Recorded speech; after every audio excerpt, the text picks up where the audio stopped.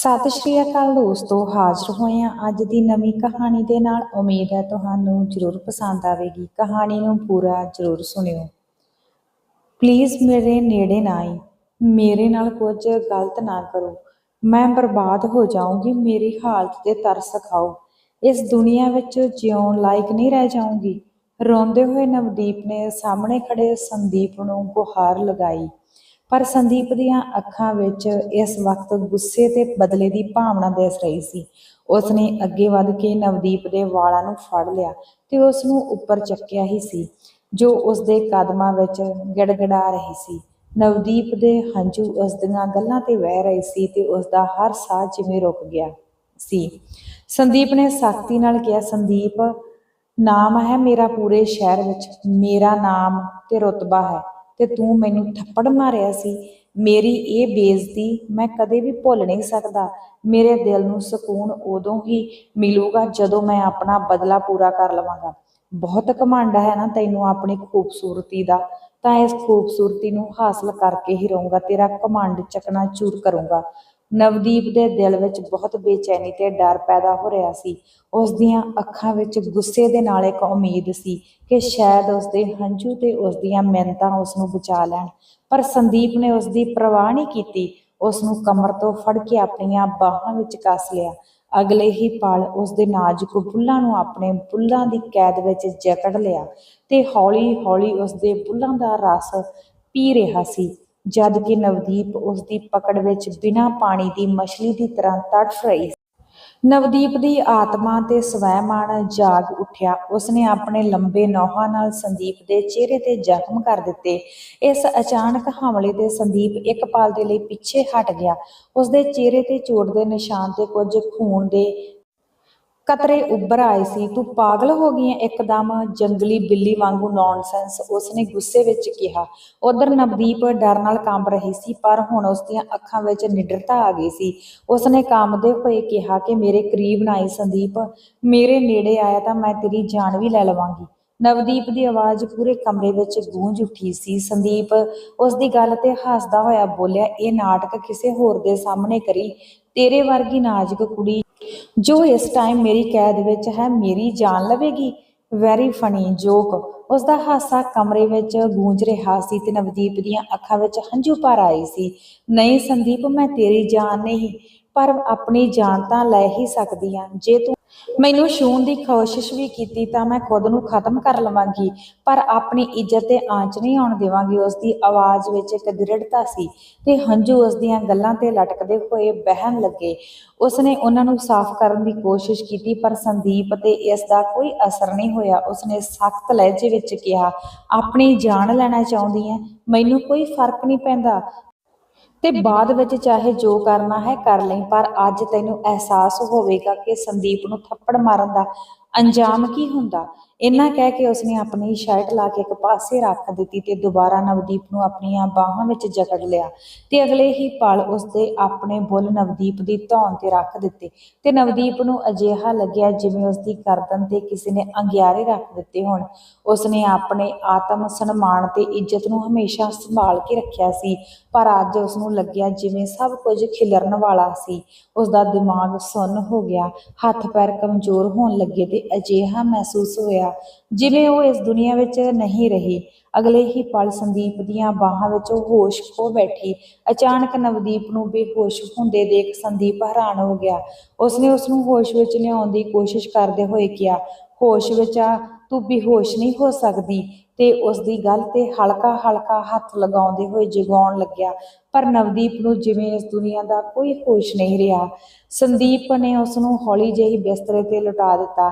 ਉਸਦੇ ਮਨ ਵਿੱਚ ਗੁੱਸਾ ਤੇ ਨਫ਼ਰਤ ਦੀ ਅੱਗ ਭੜਕ ਰਹੀ ਸੀ ਤੇ ਉਸਦੇ ਸਾਹਮਣੇ ਇੱਕ ਨਾਜ਼ੁਕ ਤੇ ਮਾਸੂਮ ਕੁੜੀ ਪਈ ਹੋਈ ਸੀ। ਉਹ ਨਵਦੀਪ ਦੇ ਚਿਹਰੇ ਨੂੰ ਦੇਖਦਾ ਰਿਹਾ। ਨਵਦੀਪ ਦੀ ਖੂਬਸੂਰਤੀ ਸੰਦੀਪ ਦੇ ਮਨ ਨੂੰ ਬਹਿਕਾਉਣ ਲੱਗੀ ਸੀ। ਚਿੱਟਾ ਦੁੱਧ ਵਰਗਾ ਸਫੇਦ ਚਿਹਰਾ ਤੇ ਵੱਡੀਆਂ ਵੱਡੀਆਂ ਅੱਖਾਂ ਦਿਲ ਨੂੰ ਧੜਕਾ ਰਹੀਆਂ ਸੀ। ਖੂਬਸੂਰਤ ਗੁਲਾਬੀ ਨਾਜ਼ੁਕ ਬੁੱਲ ਜਿਨ੍ਹਾਂ ਨੂੰ ਛੂਹਣ ਦੇ ਲਈ ਸੰਦੀਪ ਦੇ ਦਿਲ ਵਿੱਚ ਆਇਆ ਸੀ, ਉਹ ਹੌਲੀ ਹੌਲੀ ਧੜਕ ਰਿਹਾ ਸੀ ਤੇਰੇ ਅੰਦਰ ਜੋ ਘਮੰਡ ਭਰਿਆ ਹੈ ਉਸ ਨੂੰ ਤੋੜਨ ਦੇ ਲਈ ਤੈਨੂੰ ਇੱਥੇ ਲਿਆਇਆ ਹਾਂ ਤੇ ਤੂੰ ਇਸ ਤਰ੍ਹਾਂ ਬੇਹੋਸ਼ ਹੋ ਕੇ ਮੈਨੂੰ ਮੇਰੇ ਇਰਾਦਿਆਂ ਤੋਂ ਭਟਕਾ ਨਹੀਂ ਸਕਦੀ।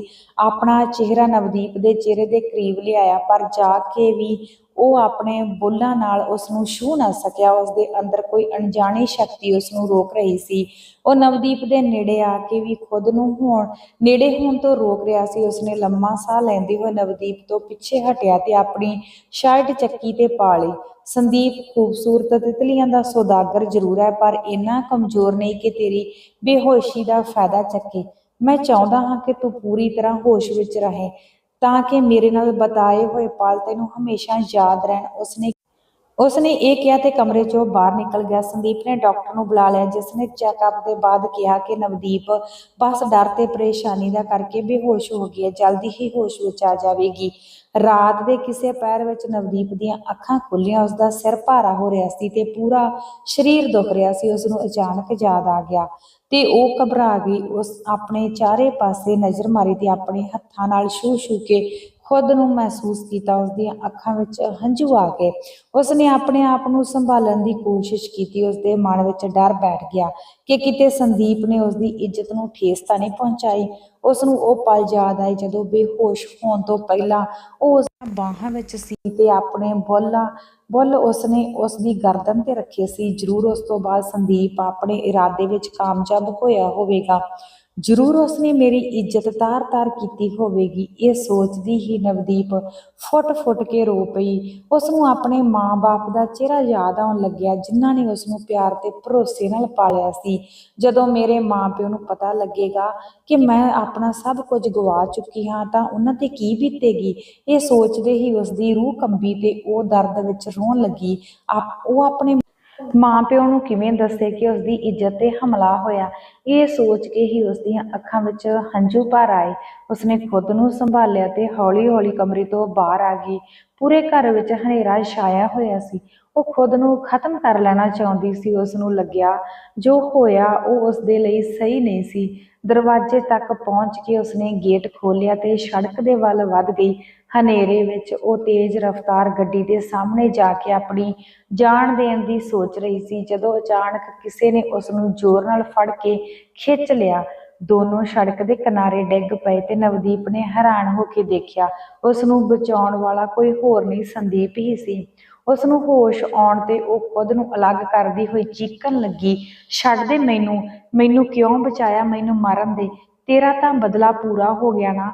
ਤੂੰ ਮੇਰੀ ਬੇਹੋਸ਼ੀ ਦਾ ਫਾਇਦਾ ਚੁੱਕਿਆ, ਆਪਣੇ ਅੰਦਰ ਦੀ ਹਵਸ ਨੂੰ ਸ਼ਾਂਤ ਕੀਤਾ।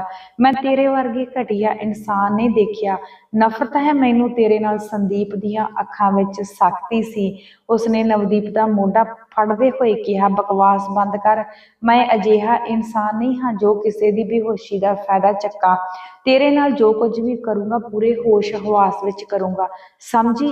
ਪਰ ਇਹ ਵੀ ਜਾਣ ਲੈ ਕੇ ਹੁਣ ਤੂੰ ਮੇਰੀ ਕੈਦ ਵਿੱਚ ਹੈ ਤੇ ਇਸ ਵਕਤ ਤੇਰੀ ਜਾਨ ਮੇਰੀ ਅਮਾਨਤ ਹੈ। ਉਸਨੇ ਨਵਦੀਪ ਦਾ ਹੱਥ ਫੜਿਆ ਤੇ ਉਸਨੂੰ ਗੱਡੀ ਤੱਕ ਲੈ ਆਇਆ। ਨਵਦੀਪ ਦੇ ਮਨ ਵਿੱਚ ਥੋੜੀ ਰਾਹਤ ਆਈ। ਉਸਦੀ ਇੱਜ਼ਤ ਅਜੇ ਤੱਕ ਸੁਰੱਖਿਅਤ ਹੈ, ਪਰ ਉਸਨੂੰ ਇਹ ਵੀ ਅਹਿਸਾਸ ਹੋਇਆ ਕਿ ਉਹ ਅਜੇ ਵੀ ਸੰਦੀਪ ਦੇ ਚੁੰਗਲ ਵਿੱਚ ਪੂਰੀ ਤਰ੍ਹਾਂ ਆਜ਼ਾਦ ਨਹੀਂ ਹੋਈ। ਥੋੜੀ ਦੇਰ ਬਾਅਦ ਸੰਦੀਪ ਉਸਨੂੰ ਆਪਣੇ ਫਲੈਟ ਤੇ ਲੈ ਆਇਆ। ਗੁੱਸੇ ਵਿੱਚ ਉਸਨੂੰ ਬੈੱਡ ਤੇ ਧੱਕਾ ਦਿੰਦੇ ਹੋਏ ਬੋਲਿਆ, ਮੇਰਾ ਦਿਲ ਤਾਂ ਚਾਹੁੰਦਾ ਹੈ ਕਿ ਮੈਂ ਤੇਰੀ ਹਰ ਗੱਲ ਦਾ ਜਵਾਬ ਦੇਵਾਂ, ਪਰ ਫਿਲਹਾਲ ਮੈਂ ਬਹੁਤ ਥੱਕਿਆ ਹੋਇਆ ਹਾਂ। ਅਜੇ ਕੁਝ ਵੀ ਕਰਨ ਦਾ ਮੇਰਾ ਕੋਈ ਇਰਾਦਾ ਨਹੀਂ ਹੈ, ਇਸ ਲਈ ਖੁਦ ਨੂੰ ਸੰਭਾਲ, ਪਰ ਇਹ ਨਾ ਭੁੱਲੀ ਤੇ ਕੱਲ੍ਹ ਲਈ ਖੁਦ ਨੂੰ ਤਿਆਰ ਰੱਖੀ। ਇਹ ਕਹਿ ਕੇ ਸੰਦੀਪ ਬਾਹਰ ਨਿਕਲ ਗਿਆ ਤੇ ਕਮਰੇ ਤੋਂ ਬਾਹਰ ਚਲਾ ਗਿਆ। ਕਮਰੇ ਨੂੰ ਬੰਦ ਕਰ ਦਿੱਤਾ। ਨਵਦੀਪ ਦੀਆਂ ਅੱਖਾਂ ਵਿੱਚ ਨਿਰਾਸ਼ਾ ਤੇ ਘਬਰਾਹਟ ਸੀ। ਉਹ ਕਮਰੇ ਵਿੱਚ ਇੱਧਰ ਉੱਧਰ ਟਹਿਲਣ ਲੱਗੀ, ਕਿਸੇ ਤਰ੍ਹਾਂ ਖੁਦ ਨੂੰ ਸੰਭਾਲਣ ਦੀ ਕੋਸ਼ਿਸ਼ ਕਰ ਰਹੀ ਸੀ, ਪਰ ਉਸਦੇ ਦਿਲ ਵਿੱਚ ਬਹੁਤ ਡਰ ਬੈਠਾ ਹੋਇਆ ਸੀ। ਉਸਨੂੰ ਆਪਣੇ ਪਰਿਵਾਰ ਦੀ ਹਾਲਤ ਯਾਦ ਆ ਰਹੀ ਸੀ। ਨਵਦੀਪ ਇੱਕ ਬੇਹੱਦ ਗਰੀਬ ਘਰਾਣੇ ਨਾਲ ਸੰਬੰਧ ਰੱਖਦੀ ਸੀ। ਉਸਦੇ ਪਿਤਾ ਦਾ ਕੁਝ ਮਹੀਨੇ ਪਹਿਲਾਂ ਐਕਸੀਡੈਂਟ ਹੋਇਆ ਸੀ, ਜਿਸ ਵਿੱਚ ਉਸਦੀ ਇੱਕ ਲੱਤ ਚਲੀ ਗਈ ਸੀ। ਉਹਨਾਂ ਦੀ ਨੌਕਰੀ ਵੀ ਖਤਮ ਹੋ ਗਈ ਸੀ। ਉਸਦੀ ਮਾਂ ਕੱਪੜਿਆਂ ਦੀ ਫੈਕਟਰੀ ਵਿੱਚ ਕੰਮ ਕਰਕੇ ਘਰ ਚਲਾਉਣ ਦੀ ਕੋਸ਼ਿਸ਼ ਕਰਦੀ ਸੀ, ਪਰ ਪਿਛਲੇ 1 ਮਹੀਨੇ ਤੋਂ ਉਹਨਾਂ ਦੀ ਵੀ ਸਿਹਤ ਖਰਾਬ ਸੀ। ਡਾਕਟਰ ਨੇ ਉਹਨਾਂ ਨੂੰ ਆਰਾਮ ਕਰਨ ਦੀ ਸਲਾਹ ਦਿੱਤੀ ਸੀ, ਪਰ ਪਰਿਵਾਰ ਦੀ ਆਰਥਿਕ ਤੰਗੀ ਦੇ ਚੱਲਦਿਆਂ ਉਹ ਫਿਰ ਵੀ ਕੰਮ ਤੇ ਜਾਂਦੀ ਸੀ, ਪਰ ਕਮਜ਼ੋਰੀ ਦੇ ਕਰਕੇ ਜ਼ਿਆਦਾ ਕੰਮ ਨਹੀਂ ਕਰ ਪਾਉਂਦੀ ਸੀ ਤੇ ਕੰਪਨੀ ਦੇ ਮਾਲਕ ਨੇ ਉਸ ਨੂੰ ਨੌਕਰੀ ਤੋਂ ਕੱਢ ਦਿੱਤਾ ਸੀ। ਇਸ ਤਰ੍ਹਾਂ ਉਹਨਾਂ ਦੀ ਵੀ ਨੌਕਰੀ ਚਲੀ ਗਈ ਸੀ। ਨਵਦੀਪ ਆਪਣੀਆਂ ਭੈਣਾਂ ਦੇ ਮਾਸੂਮ ਚਿਹਰੇ ਤੇ ਆਪਣੇ ਬੁੱਢੇ ਮਾਂ-ਪਿਓ ਦੀ ਚਿੰਤਾ ਵਿੱਚ ਡੁੱਬੀ ਰਹਿੰਦੀ। ਉਸਨੇ ਸੋਚਿਆ ਕਿ ਘਰ ਦਾ ਖਰਚਾ ਚੱਕਣ ਦੇ ਲਈ ਖੁਦ ਨੌਕਰੀ ਕਰਨੀ ਹੋਵੇਗੀ। 10ਵੀਂ ਤੱਕ ਦੀ ਪੜ੍ਹਾਈ ਕਰਨ ਤੋਂ ਬਾਅਦ ਉਸਨੇ ਬੱਚਿਆਂ ਨੂੰ ਟਿਊਸ਼ਨ ਪੜ੍ਹਾਉਣ ਦਾ ਵਿਚਾਰ ਕੀਤਾ। ਉਸਨੇ ਸੋਚਿਆ ਸੀ ਕਿ ਉਹ ਬੱਚਿਆਂ ਨੂੰ ਟਿਊਸ਼ਨ ਪੜ੍ਹਾ ਕੇ ਅੱਗੇ ਦੀ ਵੀ ਪੜ੍ਹਾਈ ਜਾਰੀ ਰੱਖੇਗੀ, ਪਰ ਹੁਣ ਜ਼ਿੰਮੇਵਾਰੀ ਹੋਰ ਵੀ ਵੱਡੀ ਹੋ ਗਈ ਸੀ। ਉਸਨੂੰ ਹੋਰ ਜ਼ਿਆਦਾ ਪੈਸਿਆਂ ਦੀ ਜ਼ਰੂਰਤ ਸੀ। ਉਸਦੀ ਇੱਕ ਸਹੇਲੀ ਨੇ ਉਸਨੂੰ ਸੰਦੀਪ ਦੇ ਘਰ ਵਿੱਚ ਨੌਕਰੀ ਦਿਵਾਉਣ ਦਾ ਸੁਝਾਅ ਦਿੱਤਾ। ਸੰਦੀਪ ਦੀ ਦਾਦੀ ਦੇ ਲਈ ਇੱਕ ਦੇਖਭਾਲ ਕਰਨ ਵਾਲੇ ਦੀ ਜ਼ਰੂਰਤ ਸੀ ਤੇ ਤਨਖਾਹ ਵੀ ਚੰਗੀ ਸੀ। 10,000 ਰੁਪਏ ਨਾਲ ਖਾਣਾ ਪੀਣਾ ਮੁਫਤ। ਨੌਕਰੀ ਦਾ ਸੁਣਦੇ ਹੀ ਨਵਦੀਪ ਖੁਸ਼ ਹੋ ਗਈ।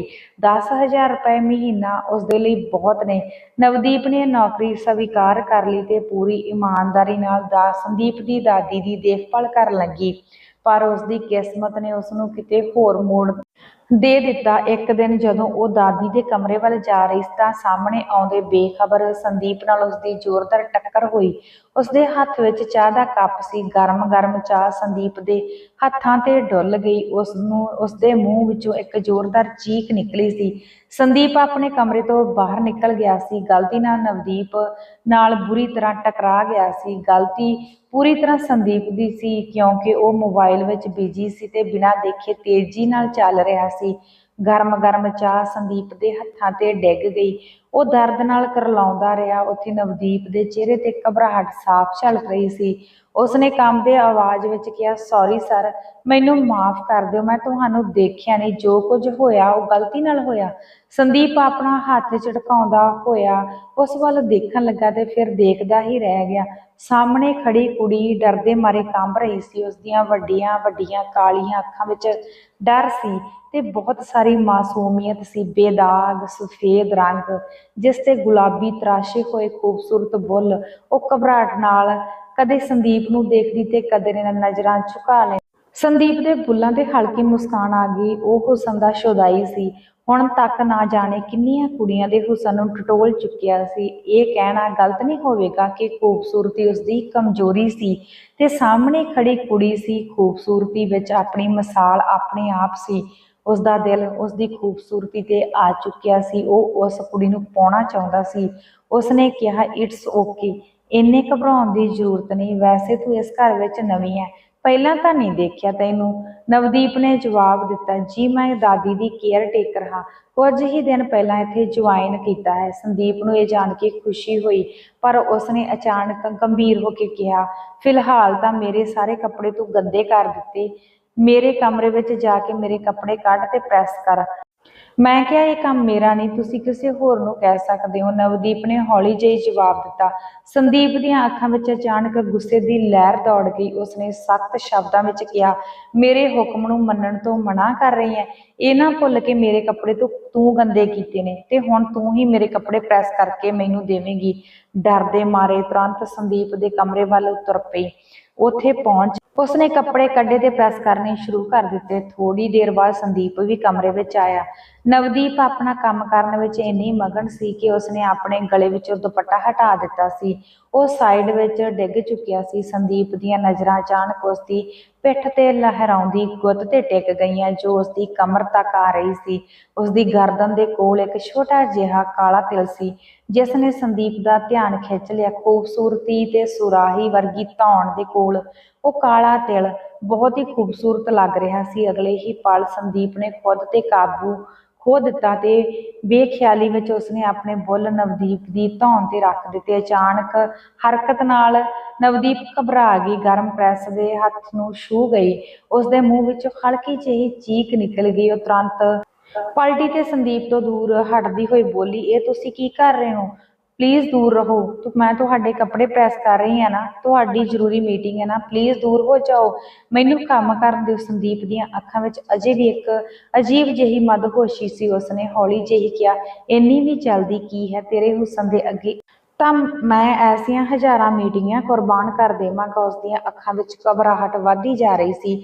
ਉਹ ਸੰਦੀਪ ਨੂੰ ਖੁਦ ਤੋਂ ਛੁਡਵਾਉਣ ਦੀ ਕੋਸ਼ਿਸ਼ ਕਰ ਰਹੀ ਸੀ, ਜਦ ਕਿ ਅਗਲੇ ਹੀ ਪਲ ਸੰਦੀਪ ਉਸ ਨੂੰ ਆਪਣੀਆਂ ਬਾਹਾਂ ਵਿੱਚ ਲੈ ਚੁੱਕਿਆ ਸੀ। ਤੈਨੂੰ ਦੇਖ ਕੇ ਦਿਲ ਦੀਆਂ ਧੜਕਣਾਂ ਕਾਬੂ ਵਿੱਚ ਨਹੀਂ ਹਨ, ਇਹ ਦੇਖ ਤੇ ਮਹਿਸੂਸ ਕਰ, ਕਹਿੰਦੇ ਕਹਿੰਦੇ ਉਸ ਦਾ ਹੱਥ ਆਪਣੇ ਸੀਨੇ ਤੇ ਰੱਖ ਦਿੱਤਾ। ਨਵਦੀਪ ਸੰਦੀਪ ਦੇ ਇਰਾਦਿਆਂ ਨੂੰ ਜਾਣ ਚੁੱਕੀ ਸੀ।